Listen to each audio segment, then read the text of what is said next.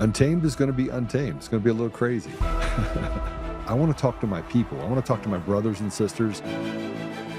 We can have grace and humility in how we interact with other people. Oh, hot dog, look at you. And nobody talked about what's really happening. And let's have conversations about what truth is.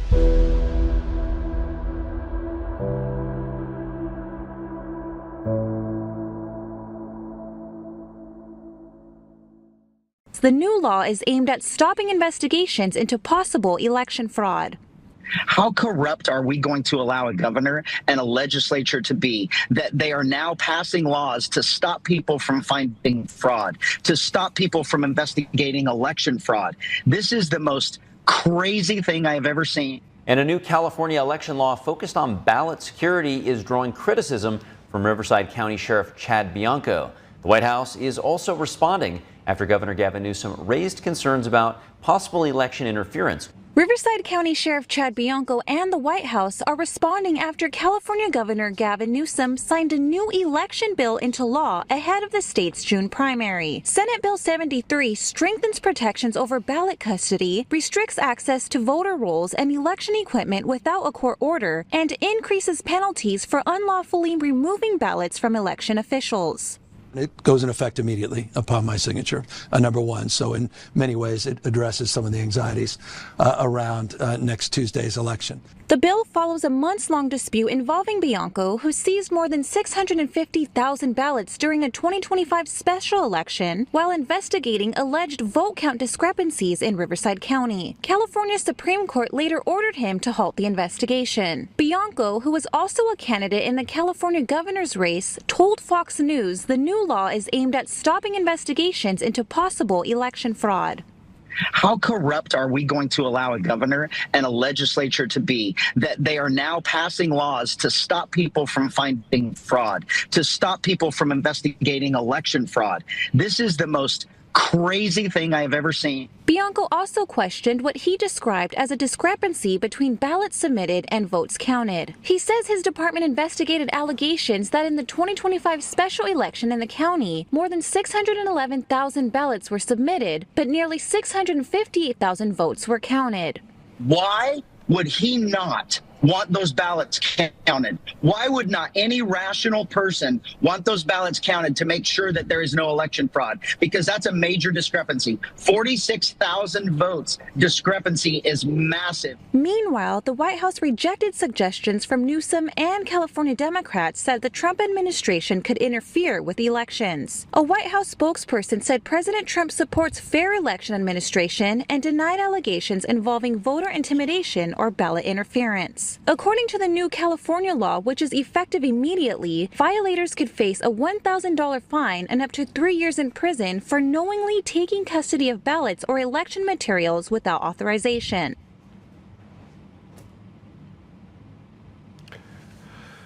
Well, we're going to have a really fun show today because we're going to talk about election fraud. We're joined in the studio by the infamous Peter Boyles, and we have Lori, and I'm gonna say her name wrong, and she's gonna get mad at me, but it's Gimelshteyn.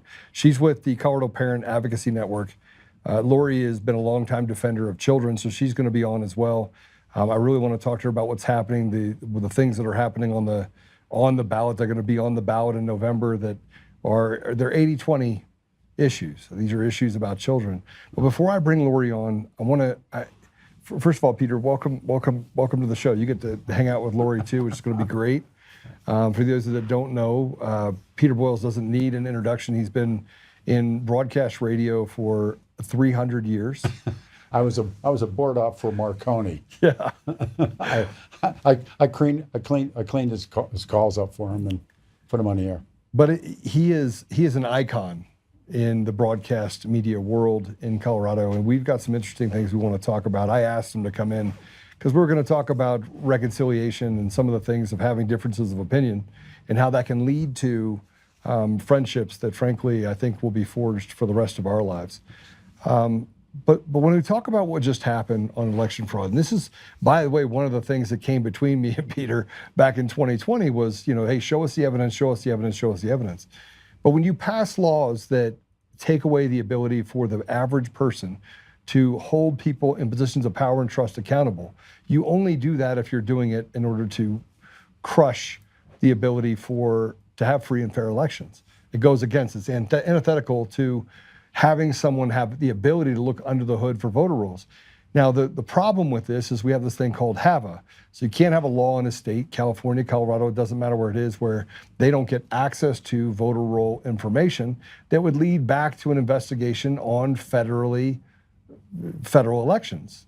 In other words, if you're elected to Congress or you're elected to a federal office, in this case be the president, Senate, and the House, then those ballots have to follow a certain formula that is overseen by the Supremacy Clause. In other words, that the nation has a right to oversee those things.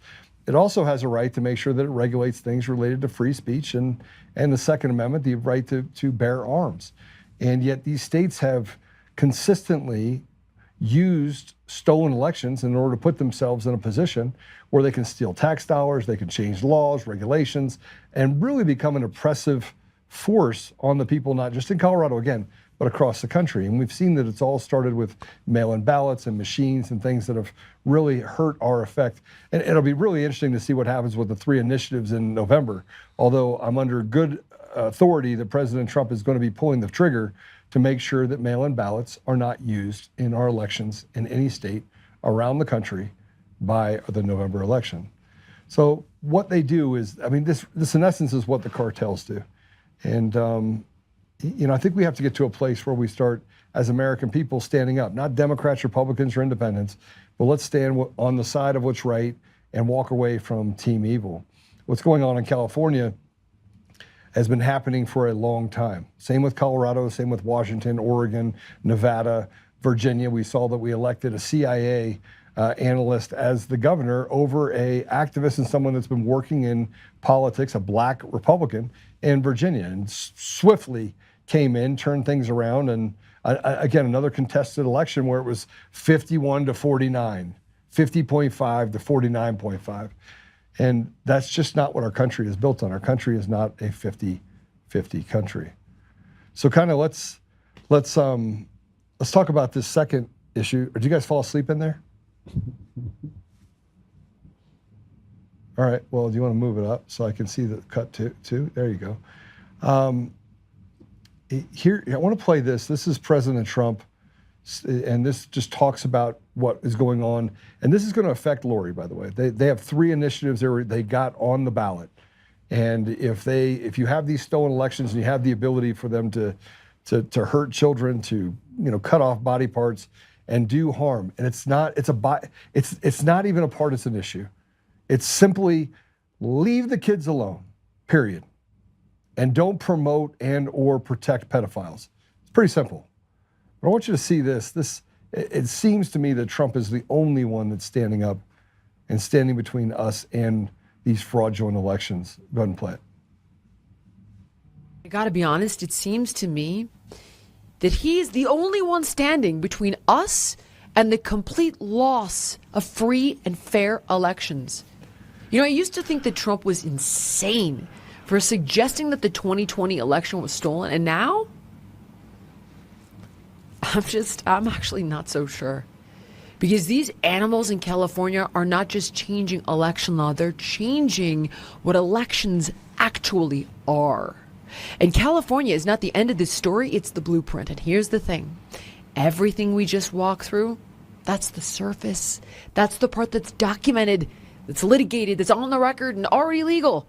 So no matter how nefarious or corrupt it may be, they made it legal. But here's what they didn't count on. They didn't count on us. They didn't count on this. The fact that 30 million Californians now have a roadmap. Not a rumor, not a conspiracy theory, but a documented, sourced, time-stamped account of exactly how this is done and exactly who did it. And you can't unknow this. And they can't unbuild what they built in the dark now that it's standing in the light. And the fight for California is the fight for the country, guys. And it starts with conversations like this one. She was one of the people like Peter Boyles that said that the elections are free and fair. And Peter and I are going to talk about this because we've had this conversation. I said I'd sit down with him and I'd walk through all this stuff with him. We haven't done that yet. But what we have done is we've forged an amazing friendship. This is a video from Diane DeGette crying about Trump's new policies. Let's go ahead and play it.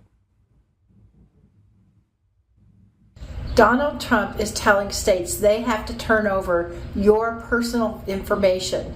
And if you don't, then he's going to stop you from getting a mail-in ballot. This is not election safety. It's pure and simple voter suppression. Colorado has had safe and fair elections for years, and we have all mail-in ballots. So your ballot should be arriving in the mail soon. Please send it in. Please exercise your rights as an American citizen and vote. And let's stop this blatant voter suppression. It's not voter suppression. You can go stand in line. You have your vote on paper ballots, have it counted by hand.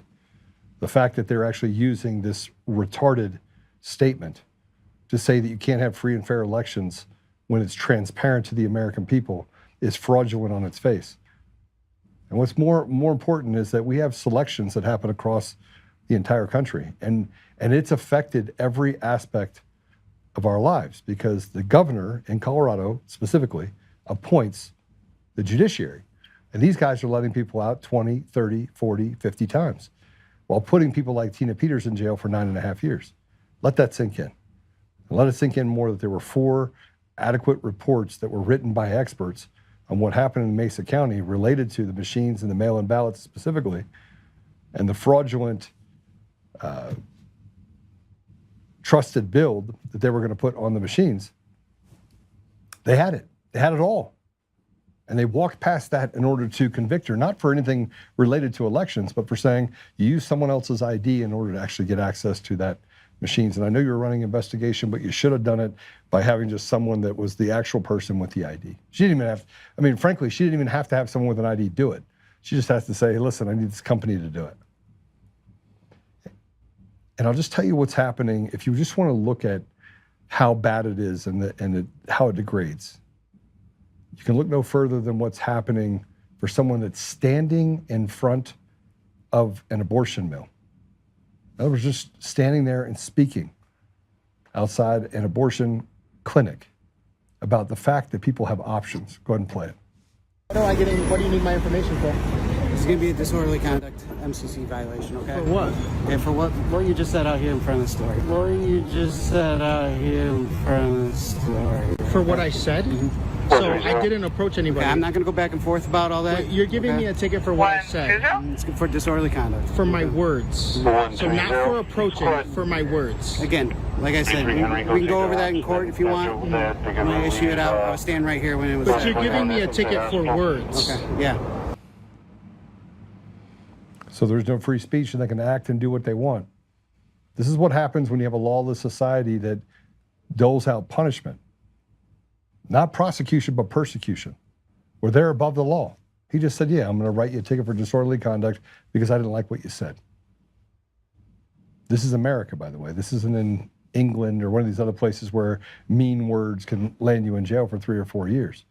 He's going to write him a ticket and he's going to make sure he has to go through the process, and the punishment is the process. Even if they throw it out, the cop doesn't care. The cop just wants to make it inconvenient for him to actually speak his mind, because the cop is obviously above the law. And here's what it came down to. I put this post up and I said, treason, arrest, charge, convict, and hang.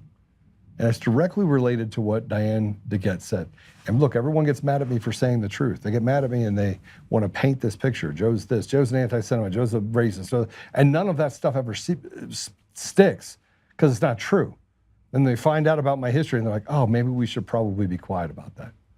But it doesn't stop organizations from doing what the SPLC and what the ADL have done to hurt people, to bully them, because they want this radical agenda to continue to thrive in our existence. Well, we're going to talk today about what's happening on the ballot specifically. We have Peter that's going to join us. He's going to kind of get in the middle of it. He is the Miyagi of Denver radio. And Lori is a fearless fighter. She's a pathologist. Professionally, she has 2 decades of private practice experience as a speech-language pathologist. She's the founder and executive director of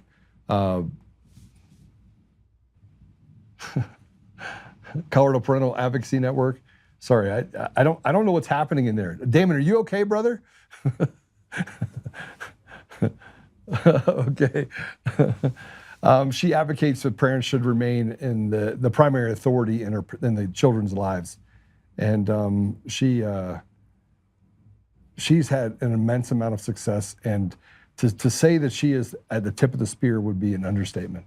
She's been leading events and initiatives that have led to RERUN having an immense amount of success and working with these different organizations around the state. She literally is the glue. She's a cog to the wheel. So with that said, Peter, we're going to welcome Lori to the show. Sure, Lori. cool, great. Hey, Joe. Hey, Peter. Very nice to meet you, Peter. Good to see you too. Thank you. Thanks. So you have 3 initiatives that are on the ballot to protect children. Yeah, so in my role as board director for Protect Kids Colorado, I've been actively engaged in the ballot initiative process since we ran the first few back in 2024 when Aaron and I were both proponents on 2 initiatives that really started to mobilize the citizens here in Colorado. And, that's really the beauty of what we're working on with Protect Kids Colorado is we're educating citizens to get actively engaged in the public square. And remarkably, in this go-round, we secured all 3 of our Protect Kids Colorado ballot initiatives for the November ballot with an unprecedented 91% validity rating on our signatures across all 3. We turned in over 500,000 signatures thanks to our amazing volunteer network of circulators and churches that circulated the petitions, and over 1,700 notaries that notarized these petitions at no cost. So it was an incredible We the People movement. And we are really encouraging everybody. You do need to go out and vote. No matter what you think, go out and vote. Because if you don't go out and vote, then what's the purpose of fighting anything? So go out and vote.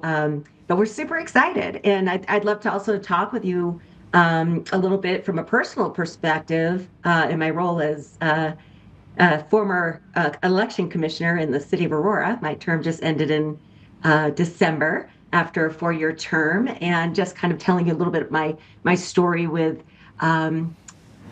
just going over and walking through the Arapahoe election facility.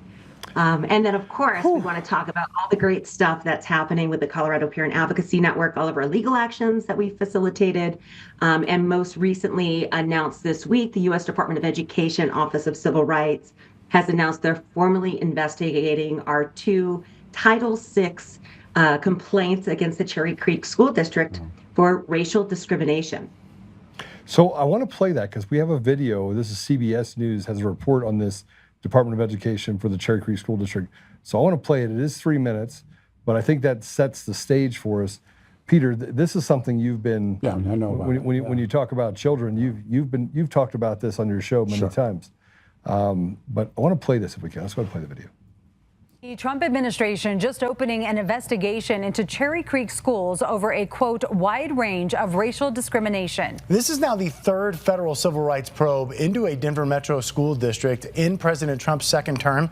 It follows the ugly departure of 4 administrators since the start of the year, including the former superintendent and his wife, the chief human resources officer, the assistant superintendent, and a school board director. Your reporter Gabriela Vidal joins us live outside Cherry Creek School District. And Gabby, these allegations are pretty disturbing. Disturbing, and according to some parents in the Cherry Creek School District, it's been happening for several years now. And they issued several complaints to the U.S. Department of Education, one in February and one in June that they shared exclusively with us, that detail what they say is the district sponsoring racial discrimination that's affected both students and staff. The U.S. Department of Education now investigating the Cherry Creek School District for rampant racially discriminatory programming. That should never be your child or family's experience in education. Lori Gimelshteyn is the executive director of the group responsible for raising these complaints, the Colorado Parent Advocacy Network. This is not just complaints coming in from white families. This is complaints coming in from teachers and families of every race, saying this is unbelievable what they're doing. This is unbelievable what they're forcing us to do. Among the allegations, students and parents of color are being granted preferential treatment through a district committee called Voices of Color. And the district's training and program administered by teachers place an emphasis on dismantling whiteness and white supremacy. My child in 8th grade had an assignment, why is your favorite hobby racist? And was given words that he had to use in the rubric, like anti-racist, segregationist, for an English honors assignment. It was just heartbreaking to see my little boy, who has friends of every color, start to see himself as a bad person. He genuinely believed that he was oppressing his friends because of what they were teaching him in school. Well, that's not the way our school systems should be working. Another parent believes the district should focus on education rather than divisive curriculum. Those things to help our kids become critical thinkers. Reading, writing, and arithmetic. And it's literally that simple. A spokesperson for the Cherry Creek School District responded to the investigation, saying, quote, "We strongly disagree with the characterization of district programming. The district has not yet received a copy of the complaint. Without the complaint, we are not in a position to respond further." And it's still unclear how long it will take for this investigation to conclude. But according to the parent I spoke to with the Colorado Parent Advocacy Network, she says it could probably take about several months, if not longer, to see an outcome. In Denver, Gabriela Vidal covering Colorado First. Certainly something. Well done. Thank you. It's been a lot of work, a lot of investigation. Very, very grateful to the educators in the Cherry Creek School District that brought that information to the Colorado Parent Advocacy Network. We have an incident reporting tool on our website, and we have parents and educators and students that reach out to us to get help, to get advocacy support, to get the resources necessary. Very similar to what Pat Hogarty did a few years ago when he reached out to the Colorado Parent Advocacy Network, and we were able he knows how much work went into facilitating a lawsuit in his case. And he sat many hours here right next to me in my office as we put his case together, and very grateful to America First Legal for taking his case on, and very excited that he had oral arguments at the 10th Circuit just a few weeks ago. Looking forward to a favorable ruling in that case. Peter, what do you think? What do you think of that? This goes back. I mean, this isn't anything that started at Cherry Creek Schools a year ago or a year and a half ago. I'm some kind of an amateur historian, and if you understand what political correctness is social Marxism. And for anyone that doubts that, I would ask them to do some reading. There was something called the Frankfurt School. I don't know if you've ever read about the Frankfurt School, and they flee Nazi Germany in the middle part of the 1930s, and they come to Columbia University, and they bring with them, they are, in some cases, they're Fabians, some cases they're Trotskyists, but they bring the whole school to Columbia, and that's why Columbia is really the hotbed of everything that happens as we speak. And it's spread out. And meantime, everybody needs to remember how African Americans and others were treated even in my lifetime. In the 40s, the 50s, when I got drafted, in Fort Gordon, Georgia, Tobacco Road goes in the main gate, and there's a bunch of kids from New York and Pittsburgh on the buses, and the signs are up. The United Klans of Georgia welcome you. Yeah. And so there was an attempt to become a leveler. Well, I think those were great attempts. I mean, I used to fight when I was a kid, and I went to Fort Myer Gymnasium in Washington, D.C., and the best fighter on our team was a African-American guy named Joe Pennywell. And we went to a diner to eat breakfast in the morning, and this is before John Kennedy was shot. Yeah. And they wouldn't serve him. And he went on to take second place in a big fight tournament. So I saw that stuff when I was a kid. I saw it growing up. When I went into the steel mill at 17 years old, at 18 I could join the union. Black men were not allowed in the union. So there was a compensation made, the Philadelphia Plan, Lyndon Johnson's Great Society. And what happened was people glommed onto this stuff, but undermining all of it comes this movement of, as I mentioned, political correctness it really is a social Marxism. And one of the tenets. But how do you, Peter? How do you get to the point of what Lori's doing? Well, she's doing it. She's fighting against political incorrectness that they're putting something over top of and saying it's correct. To understand an issue, you have to understand its roots. Where did it come from? What causes it? And so they're zealots, but they have a leg, if you would, in that world. That the United States is a bad place. That every Anglo guy or every Anglo woman is such and such and so and so, and they actually make careers out of it. And so they get into a place like Cherry Creek, which is really an affluent school district, and they were getting away with it until people popped off on them and said no. And there is this time now to say no. Enough is enough is enough. And that's not what they're looking for. They're looking to continue what the initially that came out of after the Second World War and into the 50s when I'm a boy and seeing all this stuff. And so now administrators, they promote themselves predicated on their personal beliefs. You can't do certain things in a public school. Look what's happened to boys playing in girls' sports. I mean, that's like unbelievably stupid. And, yeah. But you have to, at least I try to understand it as putting wings or putting legs on history and pushing it forward. What she's done and what one of your staffers has done has been stop. Enough. But the other part of it is, the other single part of this is the people only change in pain. And when it hurts enough, they'll change it. But there's a thing now that I really come to believe, and it's called the low information voter or the intolerant. Yeah. And those are two real forces in the state of Colorado, and real strong forces in the United States of America, strong forces in the media, strong forces in the Senate and the House, wherever you want to find it. What you've done is brilliant. I mean, but people are going to have to come out and vote. And well, we haven't started talking about the election fraud stuff yet. We're still on the children, but Lori's has some experience on the election side too, which will be really, really nice to hear those. But I mean, Lori, you've been in this fight for how many years? 6. Yeah, so 6 years. In 2020, like many other parents across the nation, that is when I realized that things were not what I had blind trust in the Cherry Creek School District in. I thought that my children were receiving a high quality merit-based education, and I quickly learned that my children were learning to view everything through the lens of race, and that they believed that they had white privilege and that they were oppressors and that they were fundamentally bad. And I actually started in 2020 around DEI.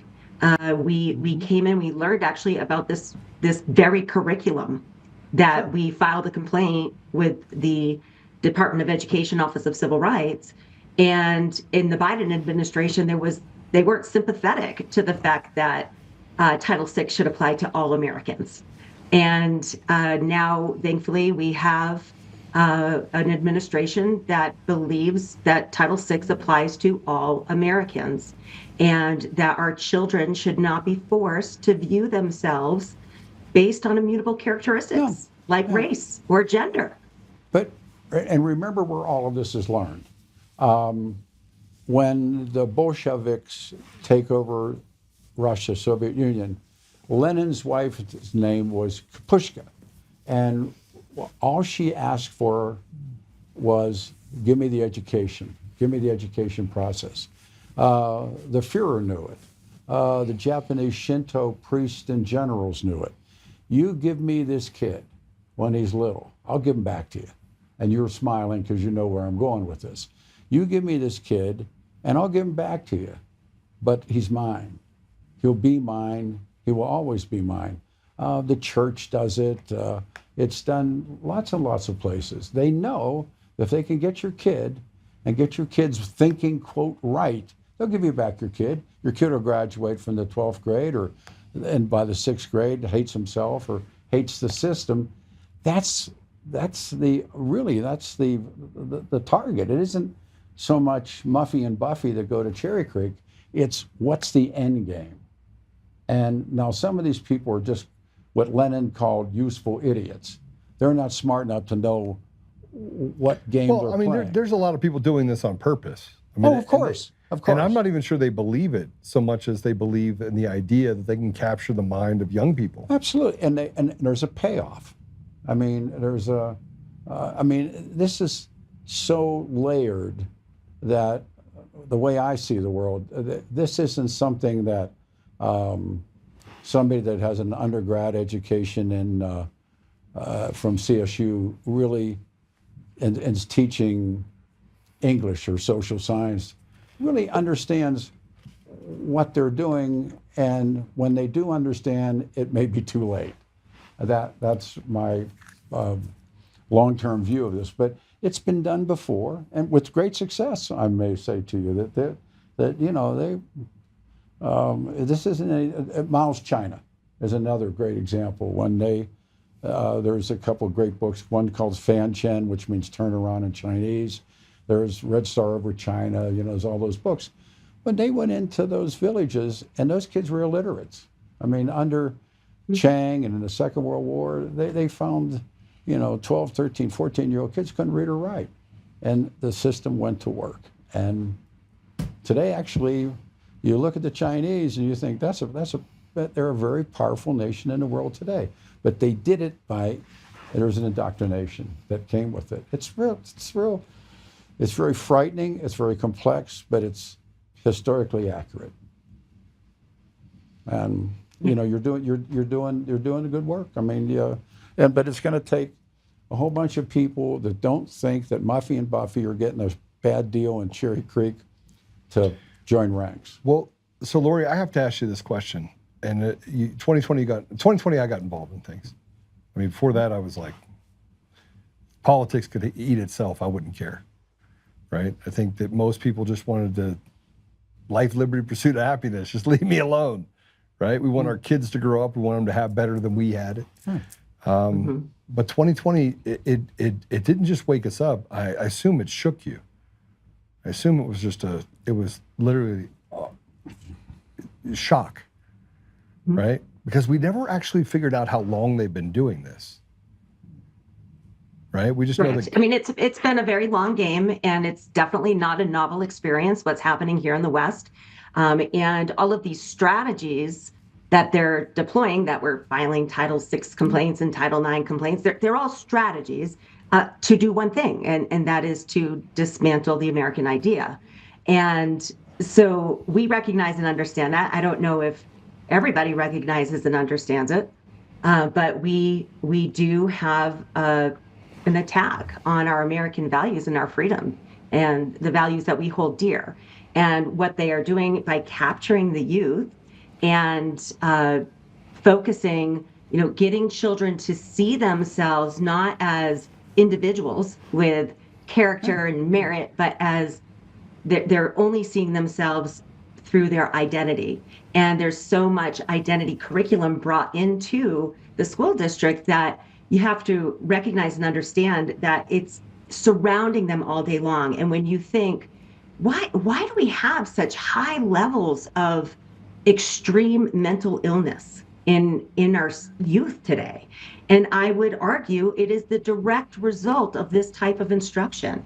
Our children are not being encouraged to achieve things. They're lowering standards. In Cherry Creek, they eliminated the merit valedictorian for this year's seniors, and they said it was because it inflicts harm on other kids. This is a school district that is a destination district for families in Colorado. It's one of the nation's largest school districts. It has a reputation of being a district of merit, and they've completely eliminated academics out of their mission. And this district in 2019 actually committed to working on a new transition where it was a systemic racial equity transformation. And what they did in this transformation model was really require every new teacher and staff member that came into the district to participate in this divisive professional development that has been flagged by numerous civil rights organizations, including the Foundation Against Intolerance and Racism. And this is the class that Pat Hogarty was participating in. And what this class does is it teaches that America was founded on white supremacy, and it asserts that racism is the heart of every disparity in society and in our schools. And it requires people to see themselves as representatives of groups of oppressors or oppressed, and all depending on one thing, the color of their skin. And it's very interesting because they teach the teachers and the staff that their role in Cherry Creek School District is to identify race and disrupt the role and presence of a term they call whiteness, okay? And there's an actual slide in the professional development that they provide that gives examples of some aspects and assumptions of white culture in the United States. So basically what they're saying is these are characteristics of U.S. white people. And let me just share some of these with you guys, because this is very interesting. Things like being polite, respecting authority, being self-reliant, having rugged individualism, making sure that you work hard to achieve your goals, just have delaying gratification, planning for your future, not being a burden on society, and that Christianity is the norm and people value a two-parent household. And so what they're telling those are seen as the negatives, not the positive. I just want everybody to understand. Those are negatives. Those are the negatives. These are the things that they want to disrupt the role and presence of in the school district. And by doing that, what they're doing is they're creating this group of people who now feel just like guilty. Oh my gosh, what am I doing? I've witnessed it in front of me. I've seen my children suffer from this. It's all being weaponized, and they're being programmed to think that they're bad. And these are not bad characteristics. These, I would argue, are characteristics of successful Americans. And I think it's ludicrous. And I can't think of anything more racist than to say that these characteristics are white people. Like, I know so many white people that don't do any of those things, and I know so many people of other races that do these things. So it just makes no sense. It's ludicrous. But what happens is they weaponize people's kindness, and they weaponize their empathy, and it's just brainwashing. And there's people in the district that genuinely believe this. They do believe this. I've met with them. I've had conversations with them. And they feel guilty. They feel bad. And then there's people in the district administrators, Board of Education in Cherry Creek School District, and many other schools in the state of Colorado. I want to be very clear. Cherry Creek School District is not the only school district we're investigating. It just happens to be the first school district that the U.S. Department of Education said we're going to open a civil rights complaint for Title VI, race-based discrimination. It is happening in pretty much every county in the state of Colorado. And so when you recognize and understand that there are groups of district administrators, boards of education that know what they're doing, and they're doing it to line their pockets, and they're doing it on the backs of children, innocent, vulnerable children, I have no grace in that arena. None. Remember that the epicenter of Marxism is class struggle. what they have, you're smiling. This is an example of class struggle. I contend, and I think we've had this conversation, the face of the Democratic Party of the United States of America is the mayor of New York. He has become the face of the Democratic Party. He's a self-proclaimed socialist, Trotskyist. He is foreign-born, everything that goes with that. But I wrote a column about it, and I thought it was unique that on the day Dick Cheney died, and I'm no Dick Cheney fan, the day that Dick Cheney died, he's elected in New York. And why was he elected? Well, if you look at the election demos, with respect, it wasn't stolen. It was stolen. Okay, but it were young Democrats, young white men, young black men, young green men who have been raised in the tradition that Lori's talking about for this guy. And by the way, the other candidate was probably as bad, if not worse. But the point of it was this guy who couldn't have been dog catcher 20 years ago, 25 years ago, becomes the mayor. Wall Street, the epicenter of the financial universe, is where this guy, a socialist activist, becomes mayor. That's significant. And that makes your case, I think, almost more than anything else, that the country, and there's some people running for office here in town that are, they don't know they're Trotskyists, but they're socialist workers party people. Yeah. They know. I'm not sure. You know what? I've sat and talked. I'll tell you, when Obama was here, and everybody wanted to embed in the hotel rooms and talk to some Kennedy people, and I wanted to go be with the protesters, and we took the radio show into the park right by the whole thing, and there was a sign up, and it said it was a co-op of these people who, in and of themselves, cannot be cooperative. They are just. And I went over there, and I said, this guy, he was like the lead guy, had the shirt on. I said, so you guys are Bakuninists? And the guy said, what?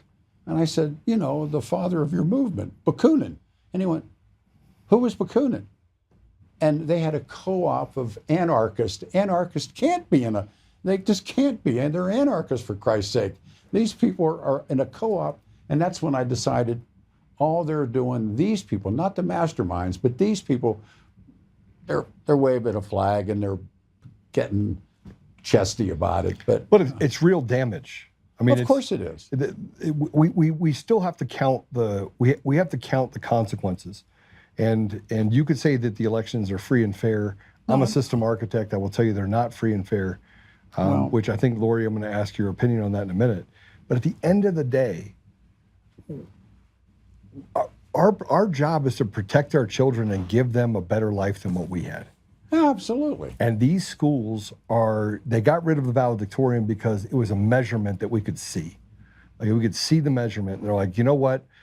They were failing these students so badly over the last decade because of these socialist engineering. Ask her how empty Denver public schools are and how many people have taken their kids into private schools. They closed 10 schools. Absolutely, and greater across the state, because I'm a grandfather and I love my grandson. He's a hell of a kid, but private school is a place where it used to be private school was the home of the elite. It's no longer. It's the working people of the country. Religious people are putting their children where they want them to be.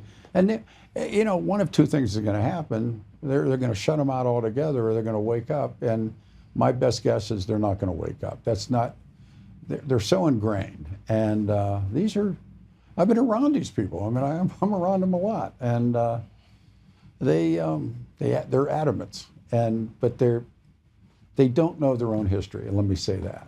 They don't, and they don't know where they're headed. And Lori, it's not a good place. Yeah, there's definitely a mass exodus out of the public schools, but certainly not enough. When you have a district that, when I started in Cherry Creek School District, my children started in preschool here, or kindergarten. And at the time, there was about 57,000 students in the Cherry Creek School District. And then since 2020, that enrollment has declined to what the district portrays publicly on their website is about 53,000 students. But when you dig into the actual financials of the district, it's actually closer to 48,000. I believe that. So, that's a tremendous number of families pulling their children out of districts. But quite honestly, we don't have the infrastructure in the private school or the charter school arena. And now charter schools, as public schools, fall under the same requirements that our Democrat Socialists of America up at the Capitol, who pretend to have the Democrat name, but they're not Democrats, they're socialists, have passed legislation. The Democratic Party in America has become an SWP. It's become a Socialist Workers' Party. And, they can do what they want to do, say what they want to say, but I'm a reader and a listener and a watcher. And no, I mean, New York, that was a trial horse, man. And this guy comes in and promising everything, and on the backs of what? Other people's money. And what did Margaret Thatcher say? It works till you run out of other people's money. Watch what happens. It's going to happen here too, especially if this ballot initiative passes for the graduated income tax. Agreed again. Right now we've got a flat income tax, and if it goes to a graduated income tax, I can guarantee you everyone making over $2 million is getting the heck out of Dodge. They're going to lose their wallet. They're going to lose that money that they're promising. I've lost more friends, great friends. We're still great friends, but they bailed. And I have a friend of mine, Alan Sam, who owns Machine Gun Tours. He's taken the whole thing lock, stock, and barrel, and they're leaving town. So, yeah, I mean, it's affecting, we talk about the mass exodus, but you have this mass exodus while they just increased administrative costs and administrators' costs by 15, 18, 20%. Sure. Like the new budget, it was 15.4% that they increased administrative costs in education. So how do you actually lose, because now it's over 20%, it's 21.2, 21.7 of kids that are enrolled now are in homeschool and or secondary schools. Right? 40% of downtown Denver is empty. And I would argue that property is empty in Denver as well. They were just reporting this morning, that they have so many homes on the market. There's a reason for that. It's not because people want to leave Colorado. It's because these cities are radically woke. What does this mayor and these geniuses do? Well, we'll put homeless people in there. Yeah, but hold on a second. I mean, you can't get to look. I spend a lot of time talking to Democrats, right? I mean, I believe that I can understand the psyche of what's really happening if I can have conversations in my community with people who are on the left that say that they are liberal, right?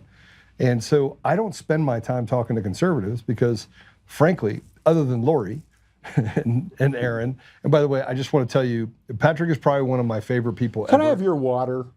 You want a water? Can I have your water? You want water? Yeah, thanks. I'm sorry, I apologize. I'm dying up here. So Patrick is one of my favorite people, and the fact that he stood up and did what he did, and the fact that you were able to help him get to the place where he could have accountability, it warms my heart. And the fact that he was able to do what they did with, as far as being able to do oral arguments, and what I heard was, if they don't rule in his favor, I can't even imagine that I could have any respect for the judiciary at that point, right? Which I don't have much anyway, just so we're clear. But you can't get to this place where you have 20%. It went from 1.7% to over 21% of kids that left schools. Parents are like, I'm done. That does not align with the voting. And if you talk to Democrats, they feel left behind too. It's not just Republicans and conservatives. I cannot have a conversation with a Democrat that doesn't tell me these people are absurd. And they're talking about Title IX. They're talking about, all the things that you're fighting for. And this is, Lori, I want to cover this part. You didn't just get a 91% acceptance rate on signatures. You did it in record time. You broke every record. We broke the entire system. The ballot initiative system was broken. Everybody told us, you can't do it. You can't do it without $2 million per initiative. Can I ask you a question? Yeah. Did you hate school? Me? No, I loved it. I hated it. I hated the school part, but I loved girls and sports. That's so. Better yet. And you really don't need school to have those things, right? No, yeah, I was going to say. Back in the day, you did though. Did you learn anything? Did I learn anything other than how to survive? Miss Bradley, man. If it wasn't for her, she was a teacher that changed my life. Frankly, one. I had a couple teachers. Okay. I hated school. I mean, I didn't learn anything. I love learning, right? So I still, to this day, I take classes. Right? Even though some of the professors are semi, on the spectrum of not being. I always knew how to read, and reading saved my life. I hated school. I couldn't wait to. I'd have quit if it wasn't for my father and mother. I thought that was stupid. And I went to work in a steel mill 3 days after I graduated from high school. What did I know? Nothing. But that was Pittsburgh Public Schools. And I'm sure there were kids that learned stuff, but you grew up even worse than I did. Yeah. I mean, that's hard to believe, but it's true. And did you really learn stuff? So I'm just going to tell you, my generation, Lori, your generation, we thought we solved racism. Right. We solved. We didn't. Right? I didn't experience it. It wasn't until 2020 when race became the topic of everything that what? You're it's like, 2020. Haven't we been working on this and being successful? It's funny. I was just actually reading some of the curriculum that we uncovered. We had some class assignments that we were looking at, and from my son when he was in 8th grade.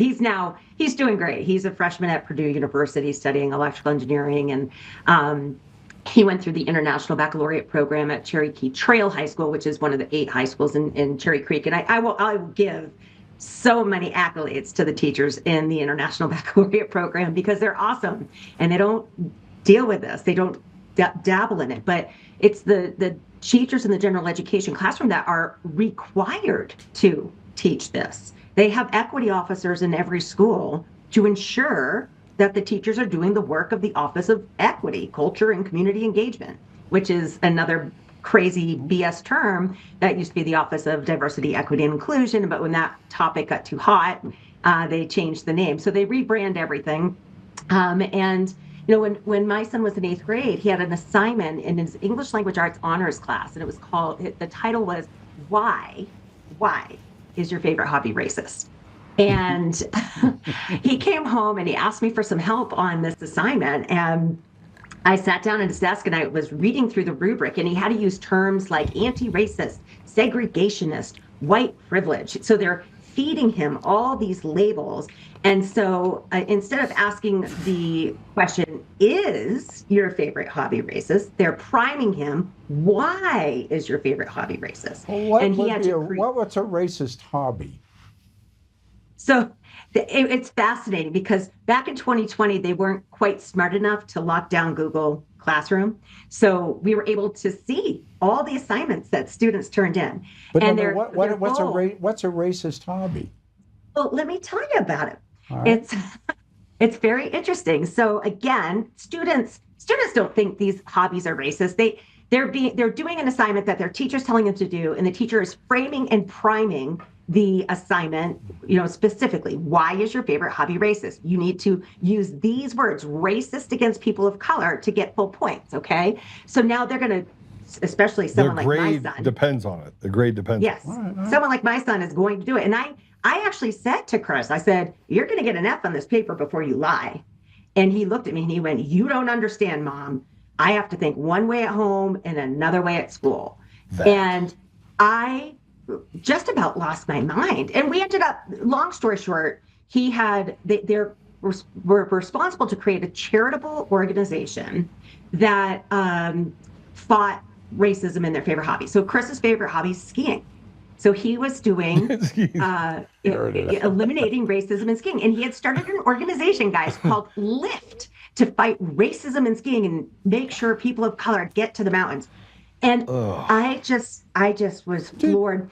And, you know, but it was really challenging because my son, and this is at the beginning, I didn't know how indoctrinated he was because I wasn't engaged like I was in 2020, because I would be in my office like I am right now, and I would hear something on his computer that I would go in and slide down the wall so that I couldn't be seen, just to overhear what the teachers were saying. And at the time I thought, my gosh, we must just have an activist teacher. I mean, think about it. 2020, 2021, we've got George Floyd, Biden, Trump, mass vaccines, you know, COVID. It was just a chaotic time. And I'm thinking we just have an activist teacher. And if I just go talk to the teacher or the principal and let them know that what they're doing is not appropriate, especially for children that young, I thought that would work. It didn't. And I went to the principal and she agreed with this. And then I went to my first school board meeting and brought up this curriculum that we flagged to the U.S. Department of Education that they're now investigating. And I spoke to Christopher Smith, who was the superintendent that was recently just kind of let go, and lots of money still lining his pockets. His wife is also terminated. And I realized, I came home and I said to my husband, I'm like, Max, we are in so much trouble. This is so much worse than I thought. And I got my kids, I really felt like I had my kids to safety. We pulled our youngest out of Cherry Creek, put her into a charter school. She's now in private school, and we're actually looking to homeschool for her senior year.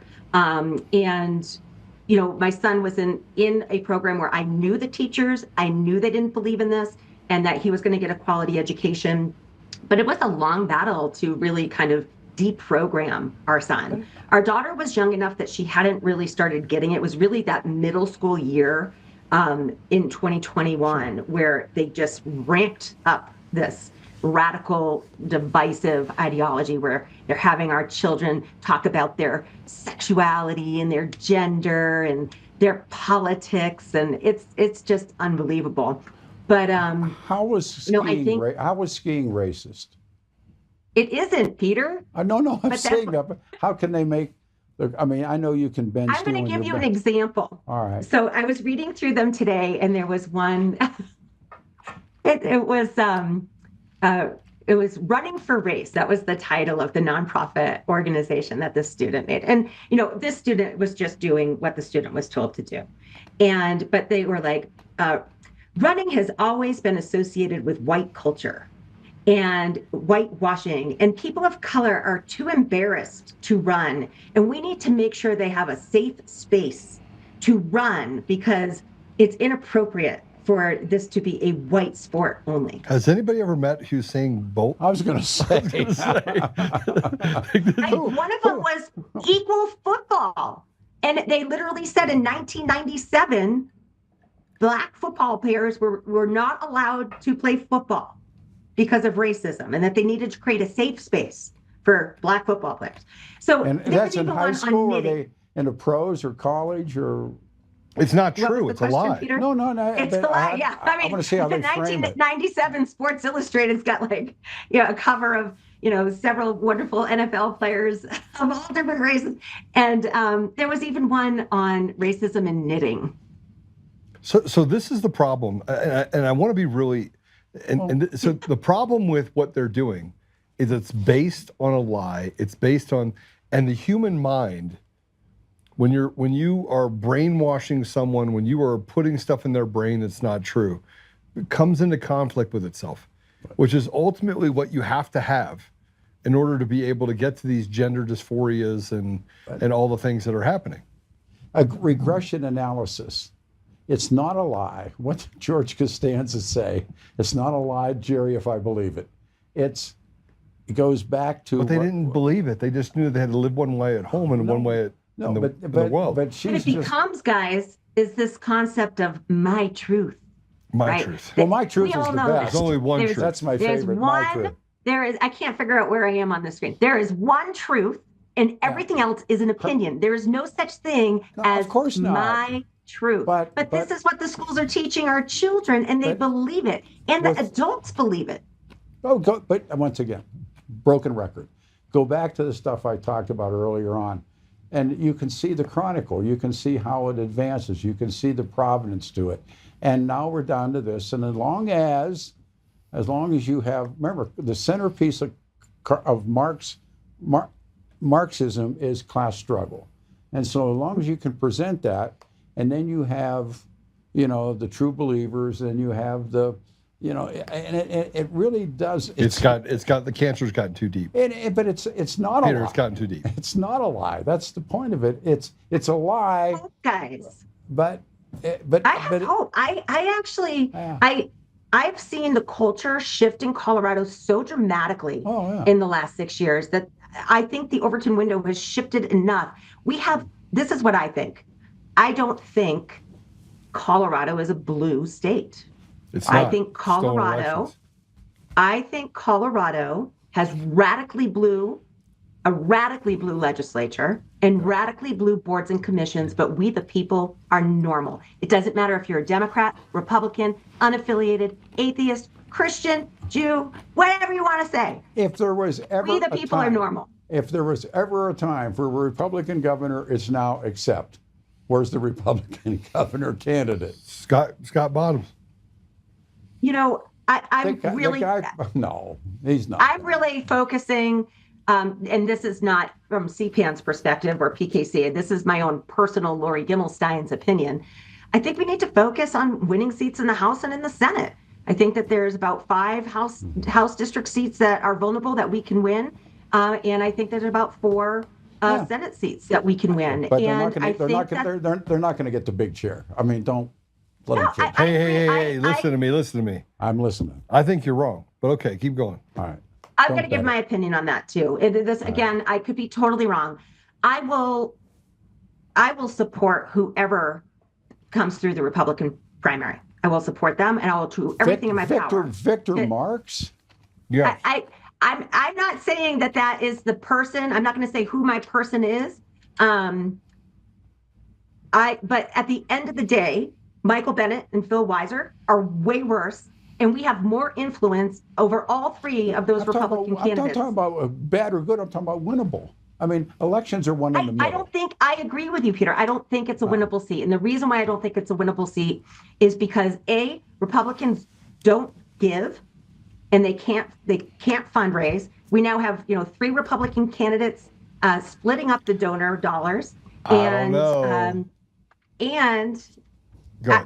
because what's going to happen? You know what's going to happen the day after the primary? The Democrats are going to come out with a $10 million advertisement, just blowing up whoever the candidate is, and it's going to be based on feelings, not facts, and people are going to fall for it. No, listen. I need to say this, just so you know. All right.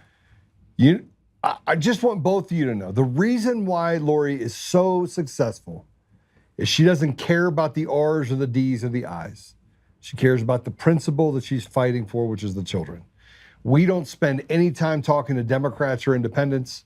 And if you want to win races, conservatives have to hold their nose, vote for the R's, period. And we have to have a conversation with Democrats and independents on why society, why their communities, everything will be better for them, and we will not betray them, because Democrats have been betraying them forever.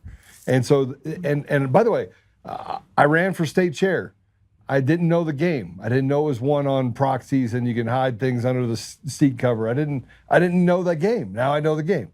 I know the game. I thought you were going to win. I truly did. It was a fixed race. I told people I knew in the talk radio business, and get down on your hands and knees, pray to God that Oltmann wins. And listen, but I raised, Lori, $2.7 million was committed. The day before I went to the deal, I met with another group of people at a country club, and I was like, "Give me your money."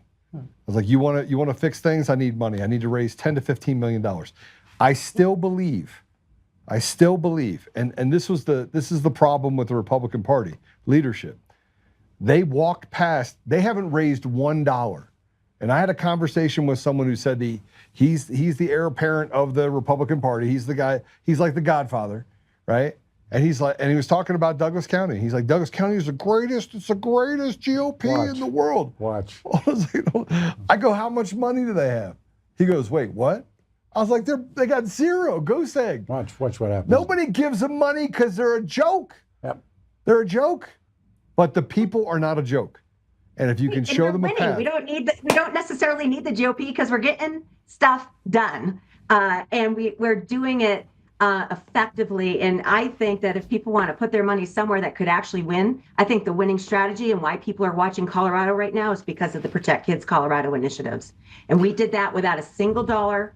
And if that is the winning strategy, and if candidates align themselves with those PKC initiatives, they're going to get votes. They're going to get votes from unaffiliated, they're going to get votes from Democrats, and they're going to get votes from Republicans. Because let me tell you, our circulators were a mixed bag. And we had so many Democrats. And the same with Colorado Parent Advocacy Network. I think it's so funny that we're tagged in the media as this like right-wing experience, crazy. But again, having been in this business almost 50 years in the media, we are so diminished. Television, Nielsen's, radio, Nielsen's, there are no more newspaper circulation numbers. Look, stuff like this is far more important than what happens on Channel 4. And now they're all trying to come together, and they'll get together. Fox, 2, 9, you've seen this conglomeration that's coming, presenting one newscast. Technology, they're like radio and television happened. It's over, and they don't know it yet. They do know it. That's why these guys are getting fired and shot down. And it's the old principle, dead tree newspapers and television networks and radio stations. I'm watching them die. Wait a minute. You guys need to know this. Lori, just so you know, that $2.7 million did not die on a vine, and neither did the $10 to $15 million. And I plan on using every tool that I have at cost in order to be able to run. Because here's the other part in running ads and doing all that stuff, is there's so much grifting in the middle that it diminishes the value of that. So a $10 to $15 million is like having $70 to $80 million in the bank, using the stuff that I have, which is at wholesale, right? And I reach 8 million people a month. I go through all the stuff that I go through. So here's what I'm telling you, Lori, and I want to be able to say on the show. We're going to not only commit to the 3 initiatives, right? We're going to commit to it, and I'm going to build an IEC, and I'm going to make sure that all of those dollars. Don't talk to me about it. Don't talk to me about that. I can't talk to you about it. I'm allowed to. No. Remember I'm on the board of Protect Kids Colorado, so I think it's great. We've got a really wonderful resources page on Protect Kids Colorado with all of the materials for people to talk with their friends and their neighbors. We're telling everybody, tell 10 people and ask them to tell 10 people why you're voting yes, yes, yes to protect kids this November on all 3 Protect Kids Colorado initiatives, and tell them why it's so important to you. I got a deal. Let me hear it, Peter. Do my radio show in 2 weeks on a Saturday. I'll have you on the show. Okay? I'd love to. All right. And remember this. This is from reading history. When enough people move in one direction, some politician will run out and pretend he's leading them. I mean, Lauren Boebert. Oh, yes. I can tell you, I have witnessed grift in such a way that I never thought was possible.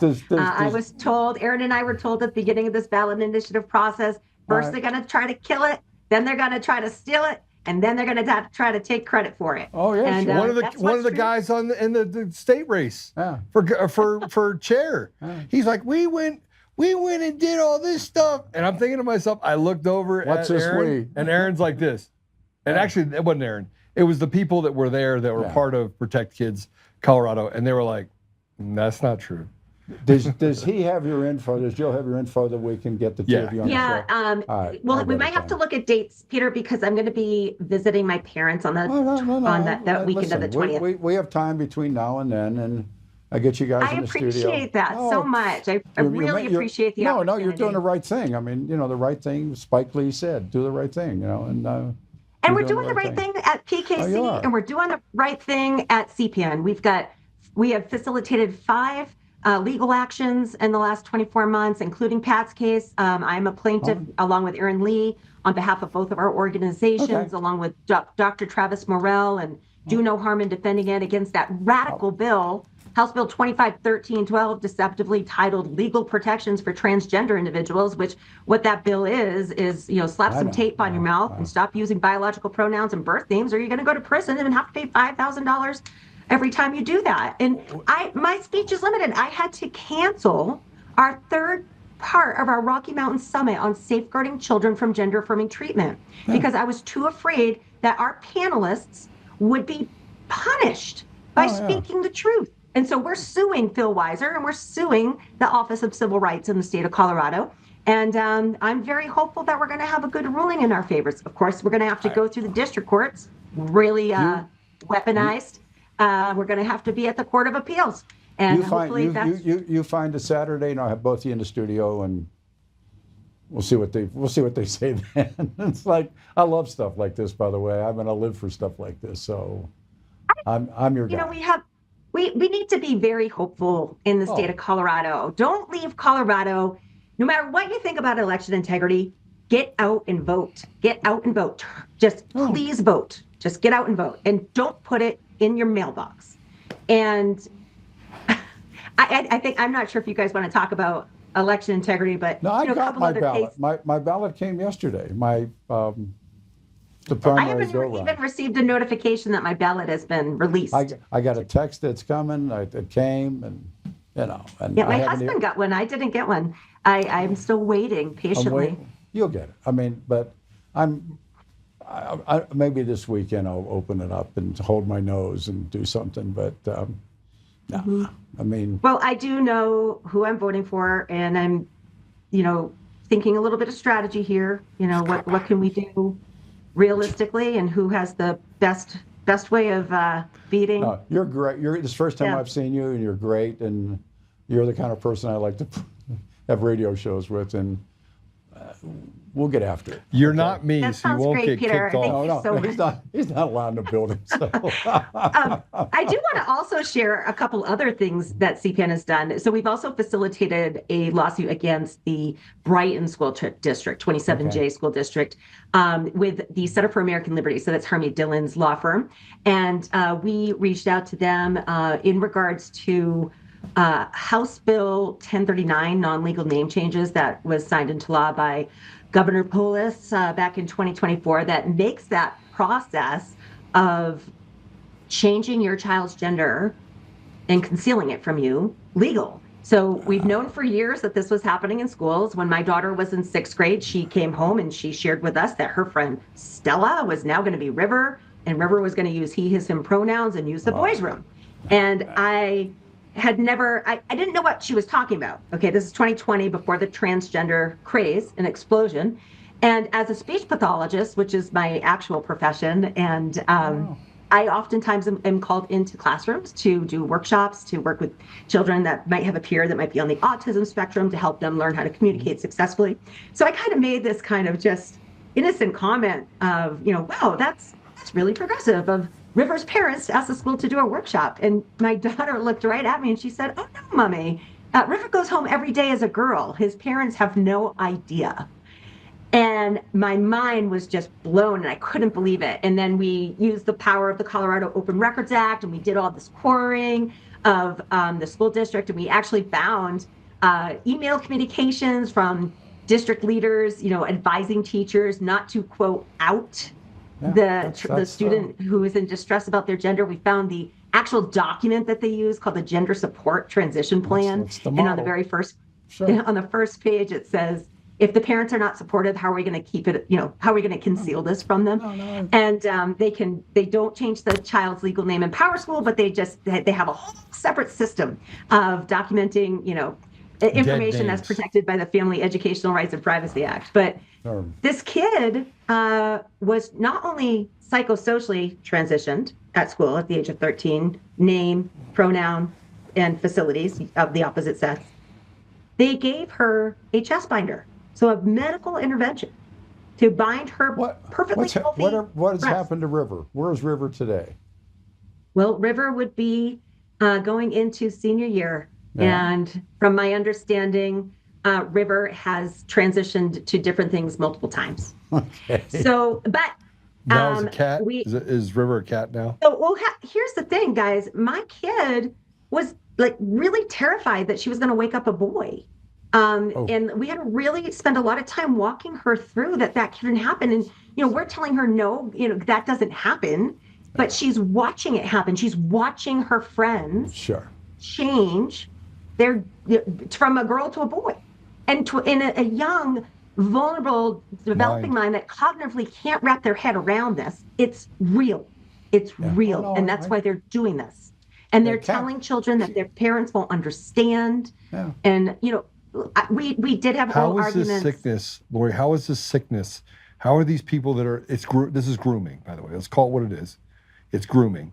How is it that and look, people don't like the fact that nobody did this to my children because, frankly, I would have yanked them out by their neck, right? But and I'm built different. I grew up that way. So, like, how do we settle this? You said that about my son? Okay, come over here for a minute. You and I are going to go outside and talk, right? But how is it the parents aren't doing that? This is your pride and joy. This is a lot of people are captured by this. It's not just grooming of the young, vulnerable mind. It's a grooming of the adult mind. I see it every day on social media, and it's very interesting to me. And people can't really defend their argument. Everything's based on feelings, not facts. There's no cognitive discussion. It's just trans rights are human rights. What does that even mean, right? Nothing. There's so many crazy radical things and phrases. It's the weaponization of language that is destroying this country. But if I can control the language, then it goes back to Lenin's wife or whoever it is. I control the language. I can control what's said, and all of this stuff is historically been enacted and been very efficient, by the way, and been effective. And I'm just trying to figure out how people could be that retarded. Sorry for that. Ask the other people. Well, I think, the hard part is that while we were watching, these systems play out in other countries, in just having this belief in the American idea, that we never were really watching the back door. We were never watching them come into the country and infiltrate our institutions, infiltrate our churches, infiltrate healthcare, infiltrate education, infiltrate the courts, infiltrate child protective services. They are everywhere. And they've weaponized people's empathy. And that's the key thing. What you said, how can people be so stupid? They're playing on people's emotions. And Gad Saad actually wrote a really good book called Suicidal Empathy that really speaks to this. And it's actually, it's hilarious because he definitely is in our camp, and he really makes some really fun comments. But, that's the piece, and that's the piece I want people to understand, is that it's okay to give somebody a hand out of this hole, because what's happening are people are digging the hole deeper because they've made this mistake. And they were duped. And I think that because of all the information that we have now, we have the Health and Human Services report, we've got the CAS report, we've got the WPATH files. We know this is harmful. European countries have stopped, doing gender affirming treatments on children. And the United States is still doing it. Why? Because it's profitable. And I'll tell you what, when the Colorado True Center for Gender Diversity shut down back at the beginning of the Trump administration when the executive order came out. They shut down because money stopped flowing to them, right? Here's the question. If gender-affirming treatment is truly life-saving, shouldn't they have continued it anyways without the money? Right. Sure. But they didn't, because it's a BS argument. They're harming children for profit. And over 95% of children with true gender dysphoria outgrow it by going through puberty. The cure is puberty. And I can't think of anything more harmful or anti-gay to tell a child that they were born wrong. No, I've written columns about the day that I started liking girls. I never had a choice. People talk about your choice date. I didn't have one. Did you have a choice date? No, dude, I liked girls when I was like 8. I was just different. I mean, I don't know. Maybe I was normal. I think I was normal. No, that's just it. I remember I was playing baseball with a bunch of older guys, and I could throw the ball pretty hard when I was a kid, and that was about it. And there was a girl that came, and guys got to kiss her behind the backstop when the sun went down. I didn't want to kiss the second baseman. I wanted to kiss her. And that was the day that the music started. And how old were you? 13 maybe, 13 playing ball. But I have my first girlfriend at 12, first kiss, first time I touched boobies. 12 years old. Too much information for me. No, but come on, I'm 50 years old. I mean, it's not like it's so long ago. It just kicks in. But I want to make a point that when Put the comments up. And I'm reading quite a bit now about the Frankfurt School and how they came to Columbia. But in the middle of all this came a guy by the name of Herbert Marcuse that probably nobody knows his name. Marcuse goes, do you good? Then Marcuse goes to Brandeis. Paulo Freire, yeah. Yes, I know absolutely. them all. Okay, well, who does he principally influence at Brandeis? Angela Davis.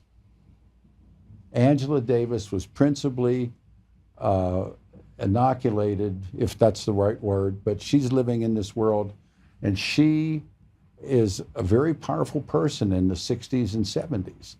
And she was inoculated by Herbert Marcuse, who comes aboard to Columbia in the 30s. And I am so convinced now that when these people come and they're welcomed to Columbia, and even today, what is the most radical of the Ivy League schools? It's Columbia. I mean, the rest of them are all heavily, influenced. But well, it's the CIA school. Berkeley, Yale. And yeah, I mean, Berkeley and Columbia. Oh. I mean, you have Jeffrey Sachs at Columbia that, he's George Bush. Yeah, I mean, it's I could go on for. No, but As you could just go over to Metro over here in Denver, and you're going to see the same stuff on the campus. No, and I went to Metro. I graduated from Metro. Yeah, I mean, it is very significantly infiltrated there. It's what CU Boulder. It's everywhere. It's what academia has become, and yeah, and I think the key thing is one of the things that we're talking with our daughter about, who's going to be going into her senior year, is right now we're on the cusp of new technology with AI, and what we've seen over the last several decades is that we've been indoctrinated to believe that the next step has to be college or university, or you're somehow not filling achievement. Like, that's the myth. You're not that's intelligent. A myth. You're not intelligent. My grandson, who's right now in football camp and strength and conditioning, and he's in the 9th grade, and he's got great grades, and his mom and I are really good friends. She said, "What do you think I should do?" I said, "Tell him to learn to weld." Yeah. What an incredible skill. My dad was a welder. My dad was a welder when we were young, and he was a backhoe operator for the gas company. I am so excited to see what's going to happen with higher education, because I think it's a house of cards. It's going to crumble. Same with public ed. Let me check with him. Did you know anybody that had skis when you were a kid? Me? Q? No, I grew up in D.C., man. What do we have skis for? We don't even have a hill. I grew up in Massachusetts on Podunk Road. There was no skiing in my community. I didn't know anybody that knew. I didn't even know people that knew how to ski or even talked about skiing. I learned how to ski in my 20s. I learned how to ski in my 20s. And I love skiing, and I wish I learned when I was younger. But that was one of the wonderful things when we moved here to Colorado, because my husband was Air Force, and we were stationed here, and we were very blessed to get 2 back-to-back tours here and then ultimately retire. But our kids were walking around in ski boots in our backyard at 2 and 4 years old. I learned to ski when I got sober. Yeah, so and a lot of people do. Yeah, no, but if you ever need to give to a charity, maybe you can give to Lyft. Oh my gosh! Please don't say that. My son's charitable organization. No. Actually, we shall not. We shall not. You're great. You're great. It's good to talk to you. Guys, we need to scale. Like, it's a huge issue. A lot of people think that we're a well-funded organization. I am a volunteer executive director. Let me see what I can do. I'll help. Let me see what happens. No, listen, we should talk about that, because I think that from my standpoint, look, I'm an organizational guy, right? So when I talked about, IECs and things like that, you can funnel cash into initiatives that create opportunity for, and they have them all the time. They have a bunch of organizations that don't do any good at all that get tens of millions of dollars. So there are ways. And taxpayer money. Oh, it's unbelievable. So there's also ability for you to get access. There are some really great people in the state of Colorado on investigating all the fraud. We've got a few Nick Shirleys here in Colorado that are mind blowing what they're pushing out. I write a column for a newspaper and I'm throwing it out the window.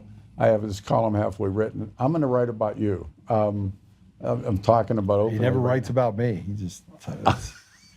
What are you going to write about? I'm going to write about what you're talking about. I want to sit down and talk to you and your colleagues, and we'll do it over the phone. And I'm going to write a column about you guys. Put your picture in a paper, and that would be really kind, as long as it's nice. Thank you, Peter. That means that. No, I'm going to do it. I think it means a lot. I have one column written. I'm junking it because you guys are more important. But I'll tell you a story. My daughter works for the federal government. She works, and I'm so proud of her. She's come through so much, and she's the best. So when she gets an advanced degree in cybersecurity, like Joe's daughter, and I just met Joe's daughter. She's wonderful. So my daughter's going to work for the city of Denver. This is a true story. And so I said, well, honey, probably the smartest thing you could do is don't tell them I'm your dad. And she said, Dad, she said, I haven't told anybody you're my father since I was 14 years old. So, it's like you live with it. But I'm going to get your phone number and everything. I'll give you a call tomorrow, and that'd be great. We'll set up Monday to talk, and we'll put this thing together. I think you're really worthwhile. You're great. So thank you so much. The part that I will say it, and then I'll let you go, is that being well funded means you have to be deliberate in the well funding, right? And so we just got to figure out how to make sure it's deliberate, because parents, they're running away from the school system. So, hey, buy me a cup of coffee every month, and you get enough parents out there, that power in numbers will really take off. And it's not just a Colorado problem. It's a 50-state problem. It's in every community. It's in conservative communities. It's in liberal communities. It's everywhere. It is pervasive, because the Department of Education is run by a bunch of radicals, and the education system, much like the judiciary, is dictated by really bad people that want to put people in positions that can promote this DEI because it makes money. It's a good way to actually create funding for and being able to launder money, basically. We got a deal. Thanks, guys. Right. I'm very grateful. Our whole focus strategically is that we've got to scale. We've got a wait list of incident reports, and we have a very small team, all volunteer, doing all these investigations, core requests. And I stepped back and praise God for my husband, who's just amazing, Max. Because back in 2021, 2021, I got connected with Dr. Alveda King, and I was just thinking, maybe I'll just open up a parent advocacy group in Cherry Creek, and she's praying over me, and she's like, Lori, I really think you got to do this statewide. There's going to be more people all over the state, or they're going to need this help. And then she's like, and it won't be that much more work.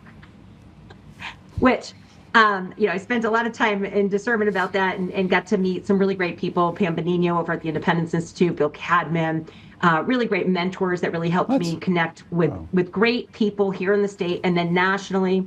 And then we launched CPAN in November of 2022. We're about to come up 3.5 years old, and look at what we've done. We've got another Title IX complaint waiting over there at the Department of Ed against Boulder Valley for sex-based discrimination. We've got the 2 Title VI complaints against Cherry Creek School District. We're launching Project 178, which is a huge research project that we're doing right now. And we're working with great partners. It's super fun because we get phone calls from organizations, like Alliance Defending Freedom, Center for American Liberty. How can we help you? How can we come in and help Colorado? Because we're the state everybody's watching, because we're just so radically crazy. We just want to. I met those guys in Masterpiece Bakery when I was defending Jack and raising money for Jack. And we did pretty good raising money for Jack. And so, hey, what the heck? That's great. You know, when a couple years ago, a group in Douglas County hosted an event, and they had a few of us kind of grassroots fighters there. Donna Sweeten hosted it, and Jack actually baked the cake for the celebration. And it was just so nice. What a guy. And Lori was one of the women there that was with the website development that had also won over at SCOTUS. And I think that we're going to have another round or several rounds at the Supreme Court of the United States before this is done. It's definitely a long game. I need people to stay hopeful. I need them to stay in it. Aaron and I could have given up 2 years ago with our Protect Kids Colorado board. Kevin Lundberg's on the board, and Patty McKernan and Mark Spengler and Shannon Thomas. And, we could have just given up because it was hard, and they just pushed us through the coals. Many times. Like, people have to, everybody needs to remember, everything that you're doing is moving the needle forward. It's shifting the culture. And look at what we did 2 years later. I said to Jack when I first went and met Jack, and it's from Shakespeare, and Shakespeare writes, "It's better to light a candle than to curse the darkness." Mm-hmm. Lady, you lit a candle. Absolutely. See what happens next. Shine the light. What's the worst they can do? Light. What's the worst they can do? They've done it. So figuring that, how do people donate to you? You can go to coloradoparents.org. That is our website, and we have a donate button there. And things that you're helping to fund it just include all these investigations, all the help that we're providing families across the state through our incident reporting tool, all of the legal work that we're doing. Pat can probably attest that we pretty much handed that case over on a golden platter to America First, and it's a tremendous amount of work. These cases often take somewhere between 4 to 6 months. And sometimes longer, sometimes 18 months, sometimes 24 months. We're still helping families. We're helping 28 families right now navigate the complexities of potentially losing custody of their children for not gender affirming, for families that are. Have you done many radio shows? Just a few. What? She's done them. Yeah, I've been on. I'll give a huge shout out to my friend Kim Munson. She was the first person that believed in this mission and brought us onto her radio show. And I remember, gosh, I was just so nervous. I just terrified.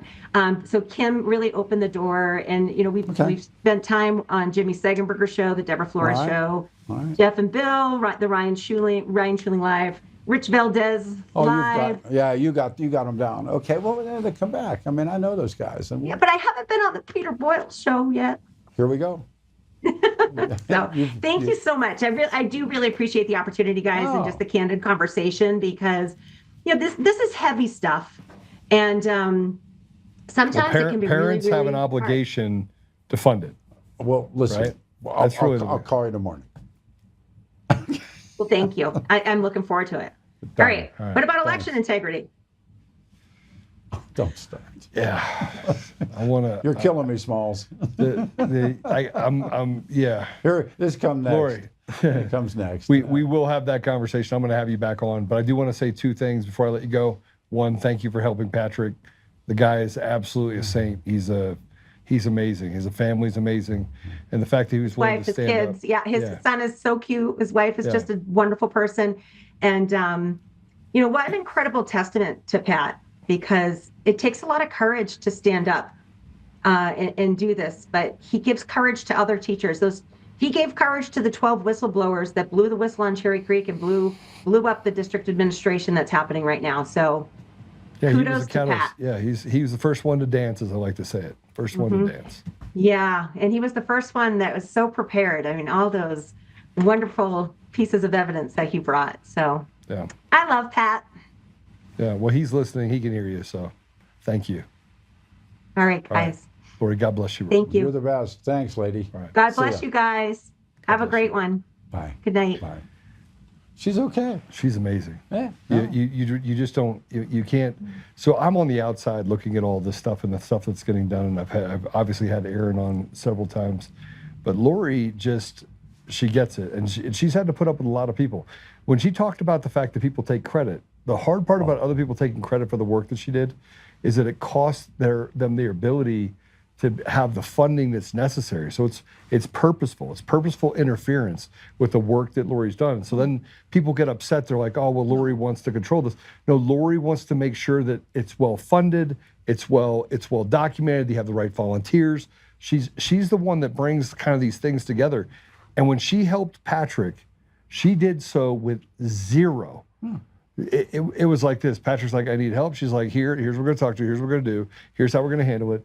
Get over here, sit down. Let's write all this stuff down. She went through step by step, and you have a guy that's been in higher education been in education for over 17 years, and you got Lori, who frankly has never seen a fight she didn't like, and I think you'll find when she speaks of, look, she wants to love everyone, but this is a fight, and she's not afraid of the fight. That's who you are. Yeah.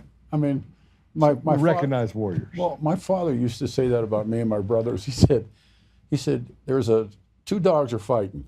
Yeah. He said, there's a dog walking down the street. He said, it doesn't sit down and watch, it jumps in. Right. He said, that's you guys. Yeah. So, no, of course. We're going to take a quick commercial break. When we come back, we're going to talk to Peter. We're going to spend a little more time with Peter because, frankly, it'll probably take a half hour. I want to talk about what happens when you have conflict directly related to something as polarizing as elections, and what happens in media. I'm going to use Peter's own words against him today, so it's going to be fun. What'd I say? But, I don't know. I can't tell you yet. But we're going to take a commercial break. I'm getting text messaging about we'll be this. Right back.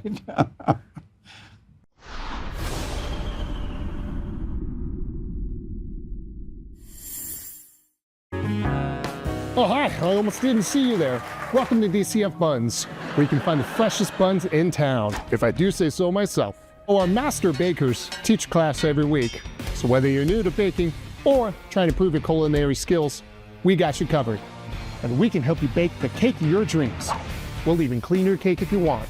And if you don't want to bake anything yourself, we have loads of fresh buns available in a variety of shapes and sizes. Check us out at dcfbuns.com to learn more. DCF Buns, we keep the buns hot and the deals hotter. Buns. In every thread, in every stitch, Honor-Bound USA weaves the fabric of the American spirit. It's not just apparel, it's a testament to God, family, and country. At Honor-Bound USA, we're a family of patriots who put our faith, family, and America first. When you visit our website, you'll find a line of products that embody our commitment to pray, stand, speak, and act. As the official site for the Untamed podcast, all of our products proclaim speaking the truth with courage. We also have the powerful documentary from Professor David Clements, Let My People Go. Identify yourself as one of the few who are willing to stand for what they believe in. Join the Honor-Bound USA family today. Wear it as a badge of honor, commitment to the values that shape us, and a pledge to the bright future we will build together. Because when you're honor-bound, you're not just wearing a brand, you're embodying a lifestyle.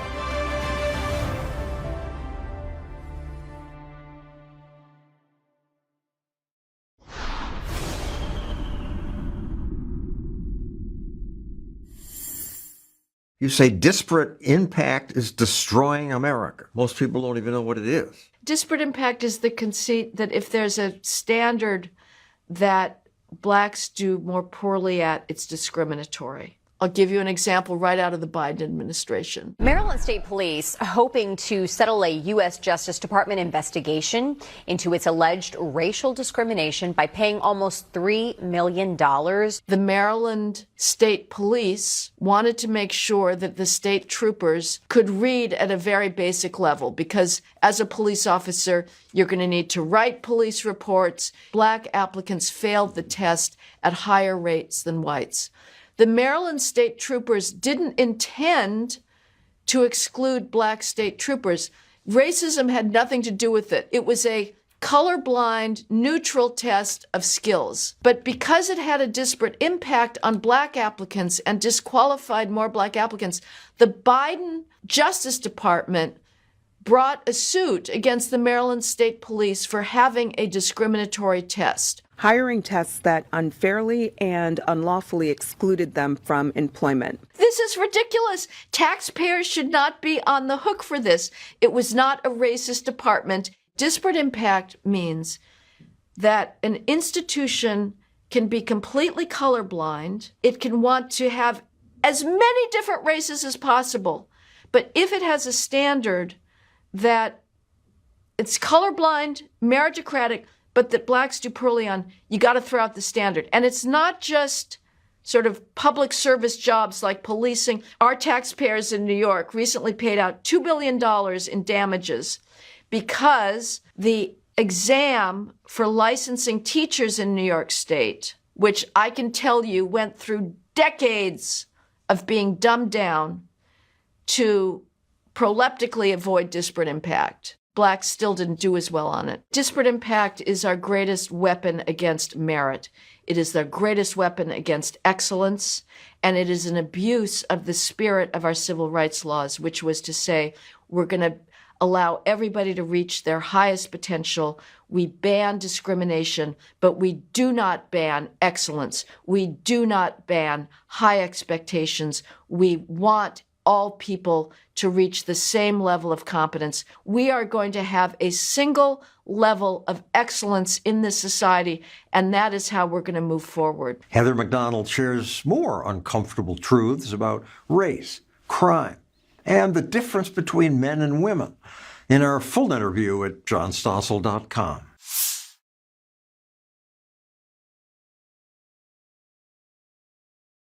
As we come back and bring Peter back in, I want to point something out.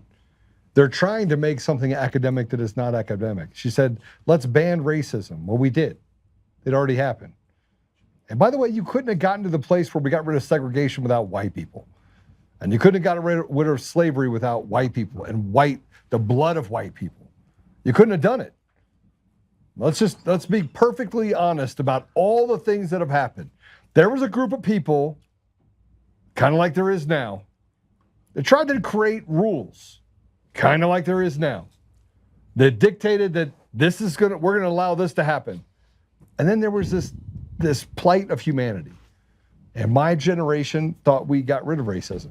We're like, we had Vanilla Ice.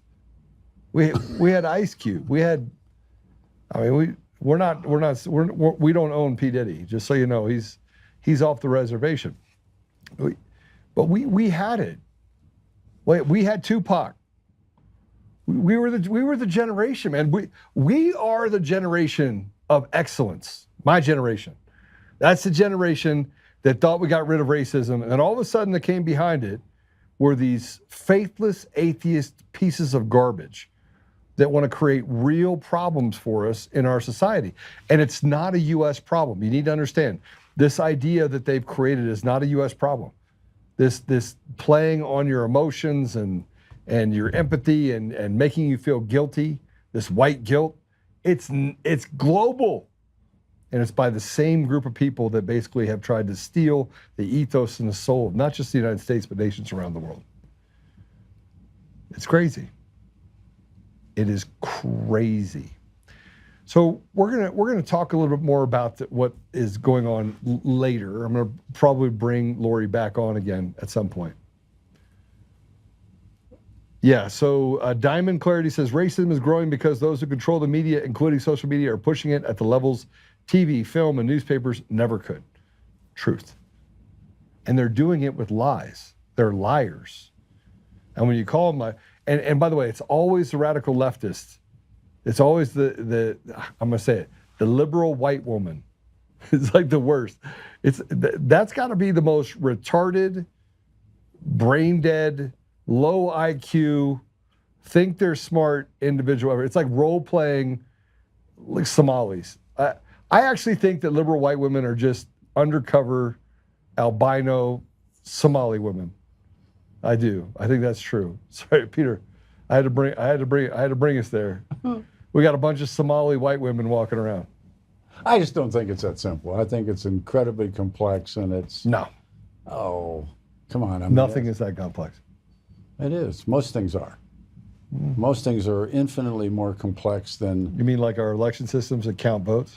No, you want to do that, we can do that. No. You want to do the other thing? I don't want to talk about elections right now. Mr. Lincoln's war aim was to keep the country together. Yeah. And if you look at all the issues and everything, I mean, and again, the aftermath and what went on, and I mean, it just isn't that complex. I mean, excuse me, it isn't that simple. It's extremely complex. And but what people are, we talked about in the last segment of your show, it's been so misused where it could be undone, but these people have a different target in mind than equality. Equality is not their issue. Their issue is, I believe their issue is to bring the country into a New York City environment that is, the government will, can, and always will solve all issues. And you know, Karl Marx was, in spite of what people think, Karl Marx was a brilliant man. He was a historian. He's the first historian to put a locomotive on history, how history is drawn into tomorrow, and he's right. But he thought it would happen naturally until the Bolsheviks and the Mensheviks. I mean, I don't want to do that today, and you don't want to do that today, but all of these things are part of a transitory world, and colonialism plays out in it. World War II was an unbelievable event that happened when I'm a little boy, when I'm an infant. But in my father's generation and your father's generation was really significant stuff. So we're still living in a giant shadow of all kinds of different things, and these senseless wars that go on and the United States gets involved in, and we lose national treasure, we lose image. I know you've traveled the world probably more than I have, and you 65 countries. Yeah, I've been in the Middle East 7 times. And, I've been there a lot. Well, you know that they didn't come here. We showed up on their doorstep. Well, I mean, look, I believe that, you know, there are some complexities to what we have to look at, especially when it comes to culture. Yeah. But I think we walk past culture, and this is really, you know, I was talking to you on the phone, and I said, you know, I was going to do this huge video about you specifically and our relationship, and going all the way back to 2020, and that the media and the sources out there get to dictate and create an image for people unfairly, and they get to create what the outcome is, what people think, and it cost us 5 years. It cost us 5 years of. But the point I'm trying to make is, we ain't what we once were. No, this isn't Walter Cronkite and the Gray Lady in New York. The ethical generation of media. It's been so diminished by technology and by people being awake to say, listen, this is. But now media's become tribal. Your tribe may be CNN. My tribe is Fox. No, I'm not talking about your tribe. I'm talking about. No one ever. But you think they are? CNN. No, I'm not talking about you. I'm saying their media is tribal. CNN's over here. CIA and then. Well, indeed. I mean, whatever you may think of it, and you know, and I find myself doing it, and I recommend people doing it. Read English Al Jazeera. Go to some other way out of the country. That was my thing. Yeah. Al Jazeera was my thing. Me and you. Yeah, Al Jazeera. Now it's, you know, I watch, you know, the Russia Today, the RT.com. And you'd say, well, why would you do that? And I was like, well, it's actually honest. It's an honest Al translation. Jazeera's honest. I mean, I you say that to somebody and they come out of their chairs, but it's true. And it's far more honest than CNN. Yeah, it's more honest, but there is that tilt of being able to take advantage. The one thing I say about RT, and people are like, oh, you're RT, is that RT doesn't have a bone to, they don't care. No, they don't. If you were to ask them if they cared if you liked them or didn't like them, they would literally be like, yeah, we just don't care. But read the some complexities of what happened in the aftermath of Fox calling Arizona that night and what happened to Fox News' numbers and what Rupert Murdoch decided to do in OEN and Newsmax. And I know the founder of Newsmax, Christopher Ruddy, and what happened here and all these different things. And it is this divisive. And when's the last time you watched local news? Me? Yeah. I won't. Oh, I don't. It isn't I won't. I just don't. There's nothing in it. There's nothing in it for me. Well, there's nothing in most of it. That's what I'm saying. And when you start looking, like Chris was good until he wasn't. Chris Ruddy was great until he wasn't. Well, I mean, OAN, I think that is probably the most closest and real as you're going to get. Yeah, but my point is, we're talking about local first.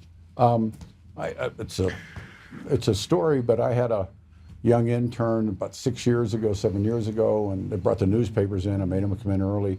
He had, like, I don't know, USA Today and I don't know, the Wall Street Journal and everybody. And he came in, he dropped the news on my desk. He said, "Hey, boss, yesterday's news just got here." And now the Denver Post survives principally because of sports. That's all.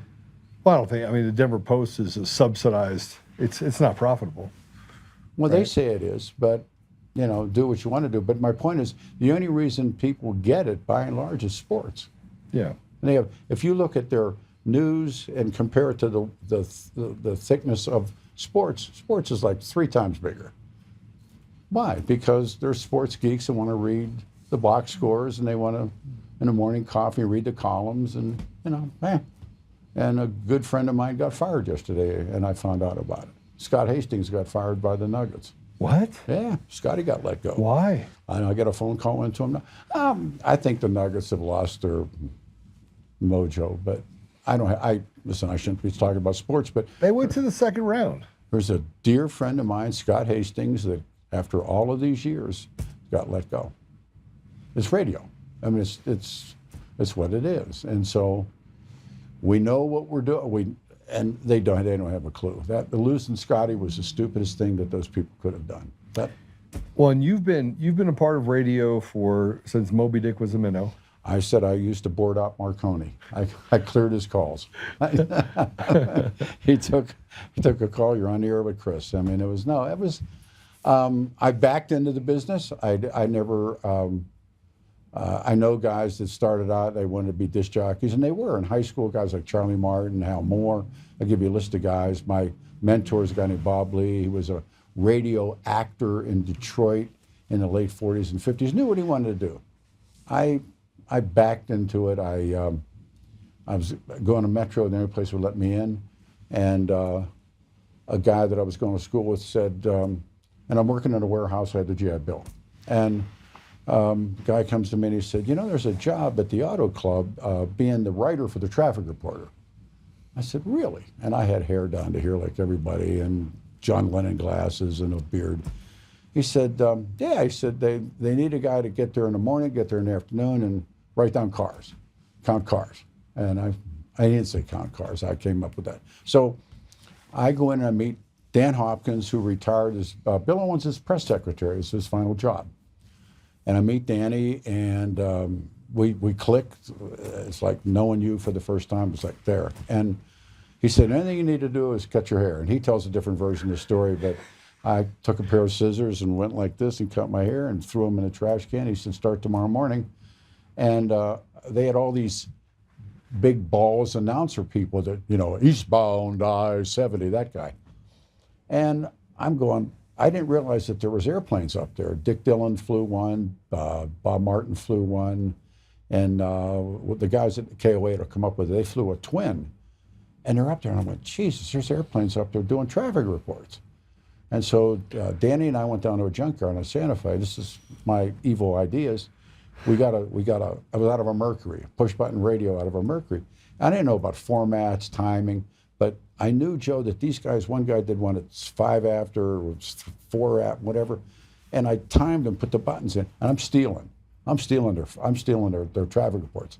These guys think I'm a genius, and I'm going like, if Dick said it, if Bob said it, and I'd write them down, and I'd hand them the report to the on-air guy. And the on-air guy, you know, and they kept losing on-air guys. So finally they come up with a guy, I won't use his name. And by this time, I get myself into grad school. And I need the money. My dad's passed away. My daughter's on the way. And everybody knows that moment where you're going to find out who you are. Right. And so this guy didn't come to work. And I went on the air the morning my daughter was born. It's when I call her Lucky. And this guy shows up later. And so they were afraid of him. He was bigger than you. And he'd been an AFARTS jock for the military. And he was had a short temper, bad fuse. And they were afraid of him. I said, I'll make you a deal. And I said, I can do both jobs. I can be the on-air guy, because I was going on air, and I can write the traffic reports down. And they were paying him like $12 an hour. They were paying me like $3.20 an hour. And I said, I'll do both jobs for $9 an hour. And they went, what else? And I said, I'll fire him. And they said, okay. And so he and I went down to a little lake where there's sailboats and stuff, and smoked a joint. That's like $1,200. That's like $1,200 a month. Oh yeah, it was jack shit. I mean, it was like, but remember, you know, like I'm broke. What am I going to do, right? I mean, I'm in school. I had a scholarship. I mean, look. By the way, $1,200 went a little further because your rent was like $100 a month. I bought a house on a GI Bill. I bought my first house, 1335 South Hudson Street. I think it was $21,000. My dad paid $12,000 for his house. I'm thinking like, and they just said, you know, you didn't have any down payment, and they took care of GIs. And so, and I'm in grad school on a partial scholarship, and I'm doing great. And so I fired this guy, and he put up a stink, and I said, look, the cops are back there, and they're waiting. And of course, that was a lie. And Monday morning, I'm the traffic reporter. And so I'm going along doing traffic, and then I started doing recreation reports, and I'm falling in love with the business. And a guy named Jack Merker at Cat Radio, Big Cat of the Rockies, he calls me up, and he talks me off air, and he goes, you know, he said, you're funny, you're quick, you're fast. He said, I'm looking for a weekend disc jockey. And I said, I needed money. I didn't think. And I went down, first radio station I walked in. I've been in radio like 5 years by then, but I've never been in a station. Like this place is, this is Oz, man, what you got here. And I walk in, and the boards were big, and they had big tubes back then. It was all before, and it looked like Star Wars, and all this stuff's going on. And he said, you know, sit on. And I watch him, and I don't know what's going on. And we da-da-da-da. And I came back, watched him again, and then we had about an hour left, 2 hours left in the shift. He said, change seats. And I'm queuing records, and they had 4 turntables and cart machines and all this kind of stuff. And there was about 20 minutes left in the shift, and he said, do radio. And he got walked out. And I did probably the worst 20 minutes of Denver radio's ever heard. So he ended, and so he comes in, he said, that wasn't bad. So the Playboy Club was upstairs. It says in the nightmare years. And nightmare years meaning I'm drinking, I'm doping, I'm the nightmare years. Okay, I get it. And I'm broke. And you're broke and doing every bad habit you shouldn't be doing. If it cost a nickel to get out, I'd have to re-enlist. I mean, I was like really broke. So the Playboy Club had open arms to disc jockeys and all this stuff. We went up, and Jack hit the buzzer, and they entered the door, and now we're drinking free at the bar. And I'm going, this can't be that wrong. And he said, I'll give you a job. And he said, but you need to come back, and you start to come back at night and play radio, and they're called skimmer tapes, and you've never been a jock. I mean, you've done wonderful with this, but jocking. Yeah. And back then, top 40 disc jockeys, we were still at the end of it, and it was important. The skimmer tapes only recorded when the mic switch was on. Okay. Oh, they were brutal. They could brutalize you in a skimmer. So I'm sitting there, and I've never told the story public, and I thought, what the hell? I'm sitting there by myself on a Friday night looking out the window, and I'm playing Sinatra, and it was in the middle of the road show. And I hear a voice, and the voice says, where you been? It's a woman's voice. We've been waiting for you. And 3 weeks later, I quit grad school and took a full-time job in radio. And I just had breakfast with a guy. 51 years ago, we were in grad school together. I haven't seen him in 51 years. And he said, you are our most famous non-graduate. and oh, you would have thought I ran over the neighbor's dog when I quit school. And I quit and I went full-time in radio, and I got fired on Christmas Eve, which should have sold me something. They said, John wants to see you getting off the air. And I said, bonus, Christmas bonus, you know. Here. And I turned my back on the Christmas bonus. We all got fired. And you all got fired? Everybody got fired. Because they were going all religion, and religion radio was tapes. And we got fired. We were a jock station and got fired. So I'm taking about 2 steps out the door, and now it's about noon on Christmas Eve. And he turns around and he said, hey. And I turned back around and he said, you want to work tomorrow morning and run music tapes? And I said, yes, because I needed money. And I came back in and ran tapes till 4 o'clock from 6 o'clock, before that. Probably 6 a.m. to 4 a.m. I ran tapes. I needed money. And like we've talked about, you and I have talked about, it's one of the things we meet on is, hey, you'll be amazed what you eat when you're hungry. You'd be amazed. That is the most true statement you can ever say. Absolutely. And when you're in a place of desperation, desperate times. So then I meet real quick, and I'm doing travel and recreation reports on KOA radio in the morning with my mentor, the late great Bob Lee.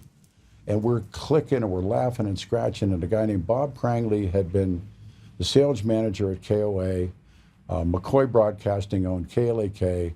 They hired Prangley to come over to GM the whole job. Prangley hired Bob, brought me in, first hit show. Joe, we went from 23rd in the market to 3rd in the market in 6 months. Money's coming down out of everywhere. And the first thing sounds like me when I'm on your show. Absolutely. Nothing but heartache. But first hit show, first time I knew, and I went out to Stevenson Chevrolet in a pair of cutoffs and a baseball hat, and I wanted to buy a new Corvette. That was my dream ever since I was a little kid, of a Corvette. And I walked around that showroom floor for 40 minutes. I told Stevenson this story. I said, nobody would talk to me. And finally, this old timer come, I said, I said, I want to buy that Corvette. And the guy said, and I'm driving this green leaky Volkswagen. I'm driving to grad school, right? Now I'm Joe. You're money bags. Oh, I think I am, but that's all it took. And sat down, inked out the vet, and the guys, and there's people looking in the window. I'm going like this at them. And the next day I picked up the Corvette and never looked back. And you've been driving Corvettes ever since? No, I've got a Cadillac out there. Yeah. Corvette, Cadillac. You know what? A quick sidebar story, because I just told this to my brother. First car I could afford was a 1954 Ford four-door. It was a Fairlane, I think. It had no handbrake. I carried a concrete block in the back seat, so when I got out of the car, I'd put the block behind the tire as the handbrake. Yeah. It leaked oil. It leaked. Radiator leaked. I was more proud of buying that Ford than I was getting that Cadillac from John Medved. True story. That's how we were kids. And so I remember the feeling, the sentiment. Yeah. Like I had yeah. And my kids won't know that, and that's good that they don't know it, but they don't know it. And then anyhow, so I'm alcoholic. I've been sober for 40 years, but Bobby and we had a bunch of, there was so many different problems. And a guy named Mike Wolf, old legendary Denver radio guy, calls me up. And he had KWBZ, he was going to GM it. A guy named John, there was John Med, God, I kept coming up with the names of these guys. But he said, you want to do mornings and talk radio? And he said, you ever done talk radio? I said, no. He said, you want to do it? I said, of course I do. And once again, push all the chips in. You and I have talked about that. Yeah. Push all the chips in, and I went to work. John Mullins Broadcasting, his father started Channel 9. And I went to work doing talk radio and had no idea what I was doing, but pulled it off. And I had an incident when I was working at KLK, You Call Time on the show. And when I was working at Cat Radio, and I started producing shows for people, and there was a show called the Hellenic Hour, it was all in Greek. I had no idea what I'm doing. I knew the word discos. They told me that meant record. Yeah. And so the Turks invade Cyprus. And so they bring in this guy, Dr. Krikos. Dr. Krikos is going to an editorial. He does it all in Greek. What do I know? So the next morning I come into work. That was on a Sunday show. And there's 3 guys sitting in a lobby.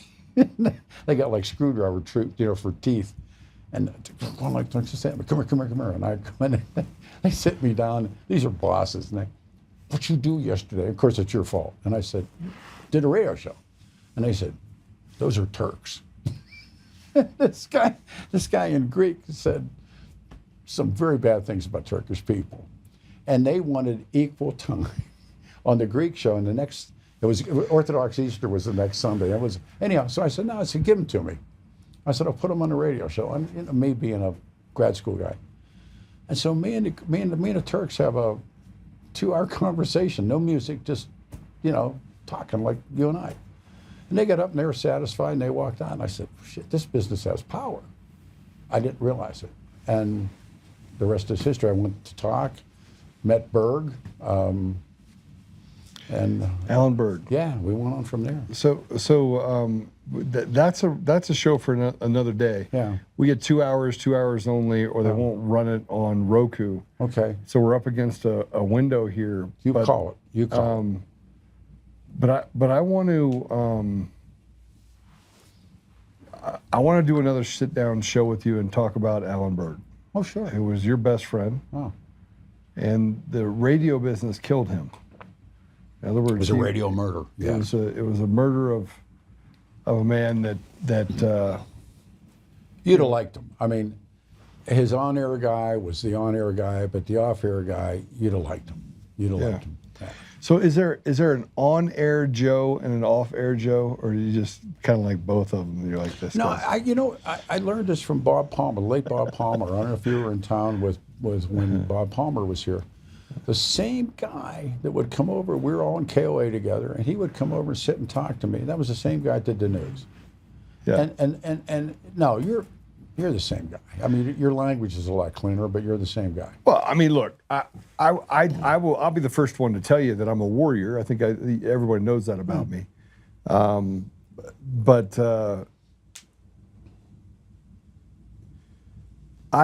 I believe that your generation of truthful radio, I mean, I came in to sit down with you. Yeah. And they didn't want me to, they certainly didn't want me talking about. No, I didn't care. I don't care. What I'm looking for is good radio. Okay, but here, check this out. Salem just sold. Yes. I'm good for ratings.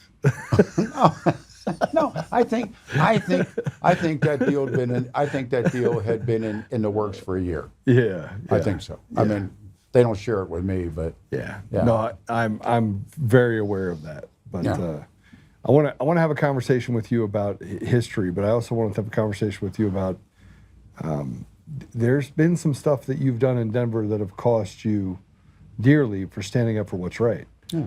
And I think one of the things that we talked about it yesterday. Yeah. Huh. Is that sometimes what's right is not very popular, and what's popular is not very right. And so you have to be able to measure against that and decide that you're willing to talk about the things that need to be discussed. In this business, it depends on your boss. Yeah. And I was lucky to have Lee Larson, who I can't tell you what an incredible man. And Lee used to say, "Are you right?" Yeah. And I'd say, "Yeah, boss." And he's go, "All right, but and don't let me down, and don't disappoint me." Yeah. And we had some great moments. The best one, and it was with me and Tancredo, and I saw him a couple weeks ago. By the way, I love him. Good dude. The best. And Tancredo. Remember, Roy Romer had a girlfriend named B.J. Thornberry, greatest name in politics, and that was his sweetheart. And Patty Calhoun at Westward and I did Roy's Got a Girlfriend.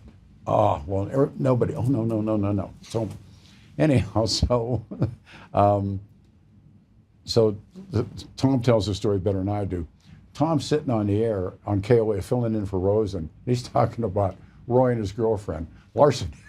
Because this is actionable. And he's beating on the window going, because Lee knew the number one job in our business is protect the license.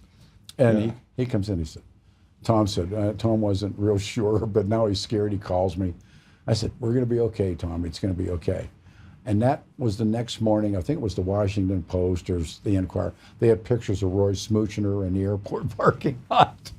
And so I go on the air in a morning show. I'm going, ta-da. And he's at home, and it's like that scene out of Goodfellas when Michael hears that they robbed Lufthansa and he's beating on the wall. You did it, you did it. And he's waking up, and he says, he wakes up the old lady and says, Jackie, we don't have to move. And if you know Tommy, God, what a good guy. I mean, he is. All right. Well, there's another thing that I want to talk to you about in our next on air. I wanted you here with Lori for a couple reasons. One of which is I think she'd be great for you to talk about what they're doing to children. But you know, you and I have talked about something that's happening in your life. So I end every show with a prayer. I'm gonna be praying over you now, and but I think that the audience really doesn't. The people in Denver know, but you have people all over the country that are listening. Just the iconic nature of you in radio, and there's something that's supposed to happen. Can you talk about that or no? It's supposed to happen in terms of in August. Should we not talk about that yet? Well, I'm having a difficult moment with it. It's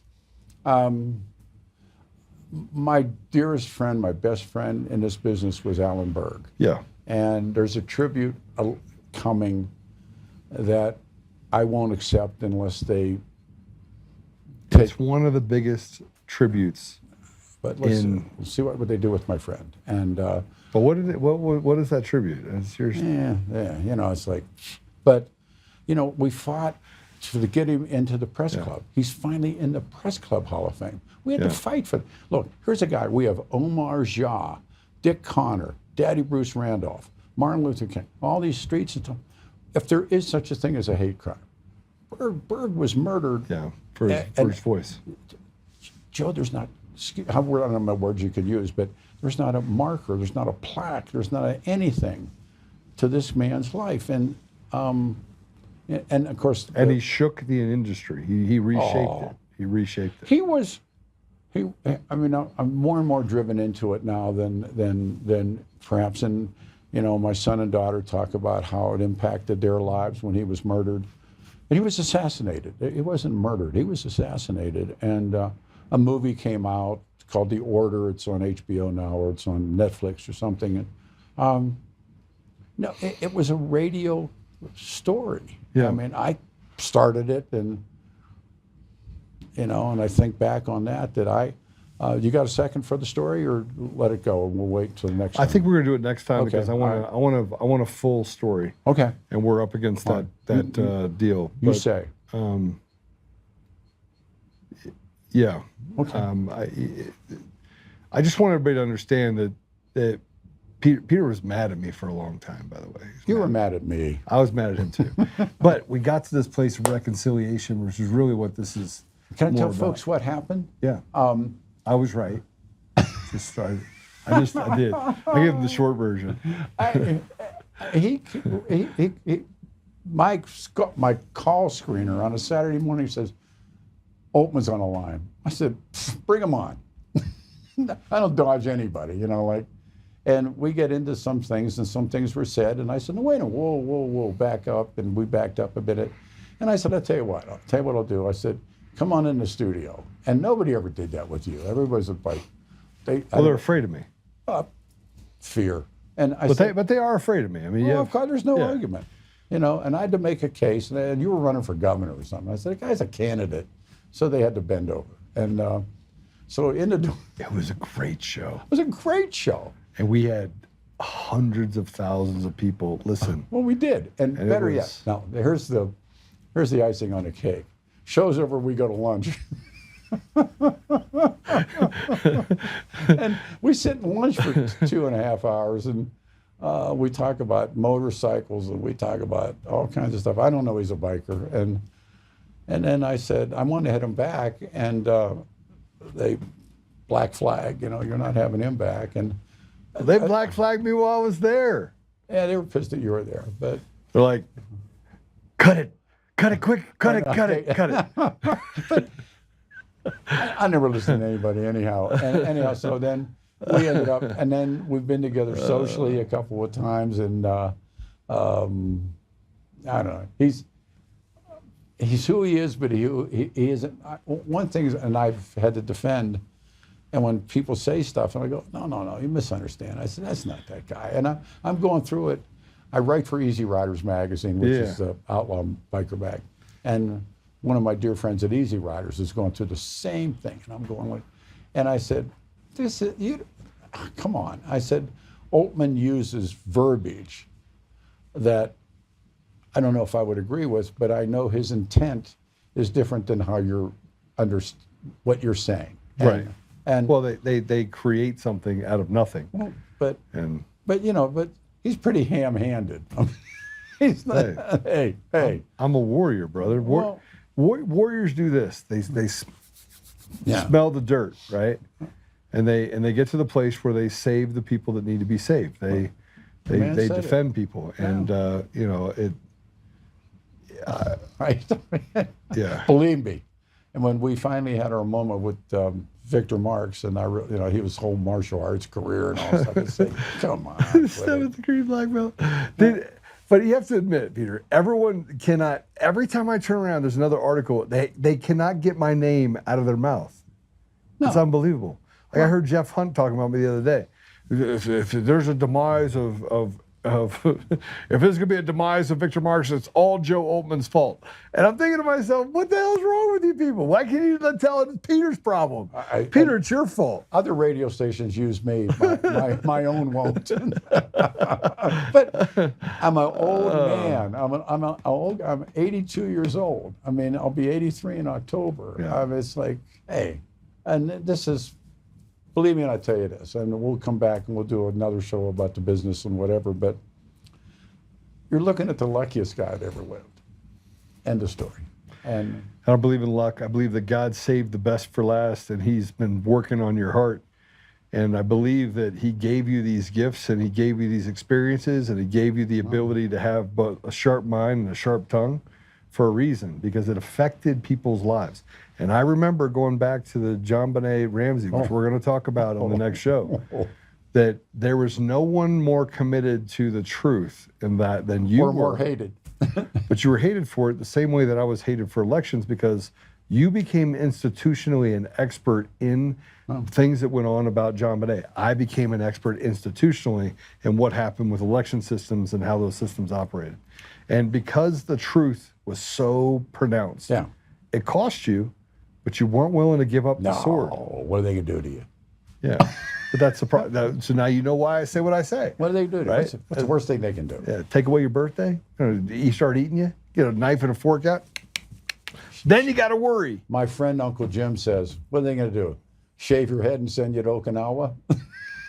Okinawa's pretty nice these days. So but the point of it is, look, this is a business, and if you have the right boss and the right place and the right time, and the ratings are up and the money's coming in, they're going to leave you alone. Except for your name's Joe Oltmann, and the rules have changed. All right, hey, listen, Apple Podcasts, Google Podcasts, Spotify, Pandora, iHeartRadio, tune in to more. You go to Roku now. Go ahead and give us a thumbs up if you're on Rumble. And remember that we'll put a lot of commercials in here. We will have a couple sponsors. We're still working out the details of that. But this IEC, the stuff that we're working on right now in order to get things across the finish line, I may be in your living room more than you think. We're negotiating on some other deals right now that'll put us on more radio stations across the country too. So got some exciting stuff that's going to be going on. Peter Boyles, one of the icons in the radio industry, not just in Denver, but around the world, around the country. And I will tell you that it is my pleasure to be both your friend and to have you on the show. I have gained from you. Yeah. And we are brothers from another mother. You know, when I tell people this guy's my friend, it's like guys get up and leave the room. Let him. You know, hey, Let they weren't your friend anyhow. Listen, at the end of the day, yesterday somebody bought me breakfast. I was sitting at a restaurant and they're like, they walked up and they shook my hand and said, Mr. Oltmann. And I was like, I haven't been called that yet, but okay. I've been called a lot of other things. And they go, my husband and I want to buy your meal. We went ahead and took care of it and shook my hand and said, you have given us both courage and hope, and we thank you for both of them. And so I get those all the time. I'm in airports, I'm in other places, and people walk up and say it to me. And sometimes I need it. Sometimes I need it, that encouragement for the things that I've done. Quick Berg story, we'll fill it up. Yeah. There used to be a place called the Tally Ho, was on Wadsworth and Alameda, a guy named Joel Barron, another guy from Chicago, loved Berg, and he invited us out for dinner. So we're having dinner. He's got Linda McVeigh with him. I got whoever I got. I'm still drinking. And I see this woman coming out of the bar. And she's got her head down, and she's coming for Berg. And he's not a scrapper. And I'm thinking, and right behind her comes her husband. And he's big. And I thought, so I'm drinking wine. I got wine in the ice bar. I put my hand around the neck, and I think, if we have to, we have to. And the guy gets right up to the table, and he starts up, and Berg looks at the guy and says, sir, like he said, what do you do for a living? And I'm watching all this, and the guy said, he was like a block foreman or something. He said, all right, you come to my house on Saturday morning and lay brick, and I'll talk to your wife. And I can see the guy's wheels going like this. He takes the old lady back in the bar. I look at him like guys that could whistle down dogs. I said, how did you do that? Never mind. And that was one of them, you know, like he just had this, people came after us, but we knew it, but we didn't know it. We didn't know well, now you know why people come after me. The same, different generation, different time, same station. They won't come up and confront you. Oh, I've only had one person come up and confront me. Two, actually. One in a restaurant. I threw him across the table. And the second one was in the airport. Guy walked up, got in my face, and I basically knocked him back on his butt. He said he was going to get me arrested. He ended up getting arrested. So that's it. Other than that, people look at me and they're like, he's a big boy. And he looks like he knows how to use that muscle. So I don't know if I want to mess with him. Hey, you crack the whip. I'll make the trip. I'll come back. All right. This is wonderful. Thanks, brother. Thanks, everybody. All right, I get to pray us out. So this is how we finish it. Remember, again, do all that stuff I told you to do. You're the ambassadors of truth. So you're the ones that share it. Go support Lori. And we look forward to the next time that me and Peter can get together and have a great conversation about just all of it. So here we go. Father God, thank you for Peter. Thank you for Lori. Thank you for the heart. Thank you for the commitment. Thank you for the things that they have done to make other people's lives better and to be an encouragement and to be that beacon of hope or that example that is needed to be followed. Father, we are grateful for you being on the hearts of Peter and for just walking him through just a blessed life and giving him the experiences that he has. And now just coming to him and saying, listen, this life that you've had has been amazing. And now you get to have that relationship with him. And I pray, Father, that you reach into his heart and you're able to have that one-on-one relationship with Peter. So, Father, we ask you to bless the people that are listening, give them the strength to carry forward and to stay fixated on the light, stay fixated on restoration, restoring you to our community and to our country.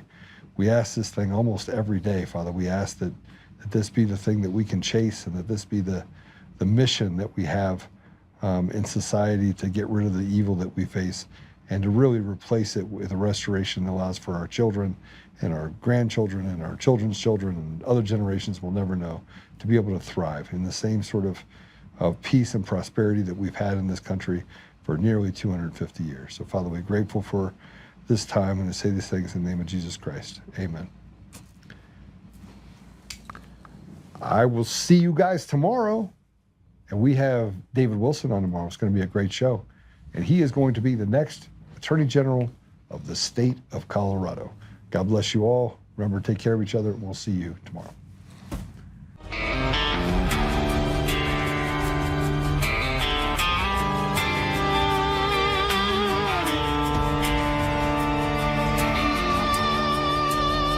Rise up untamed.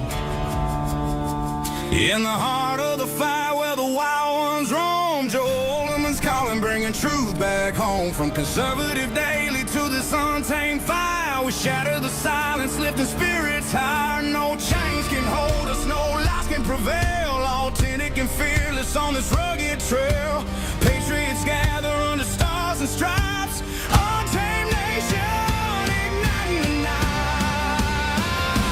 Untamed nation, let the truth roll out in this land of the free. Standing proud from sea to shining sea, we won't back down.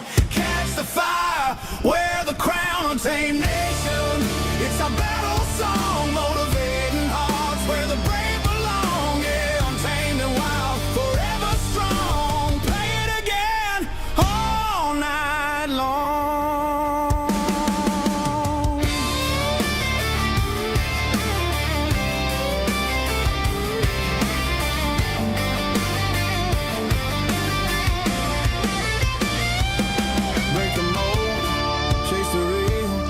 No more games, time to heal.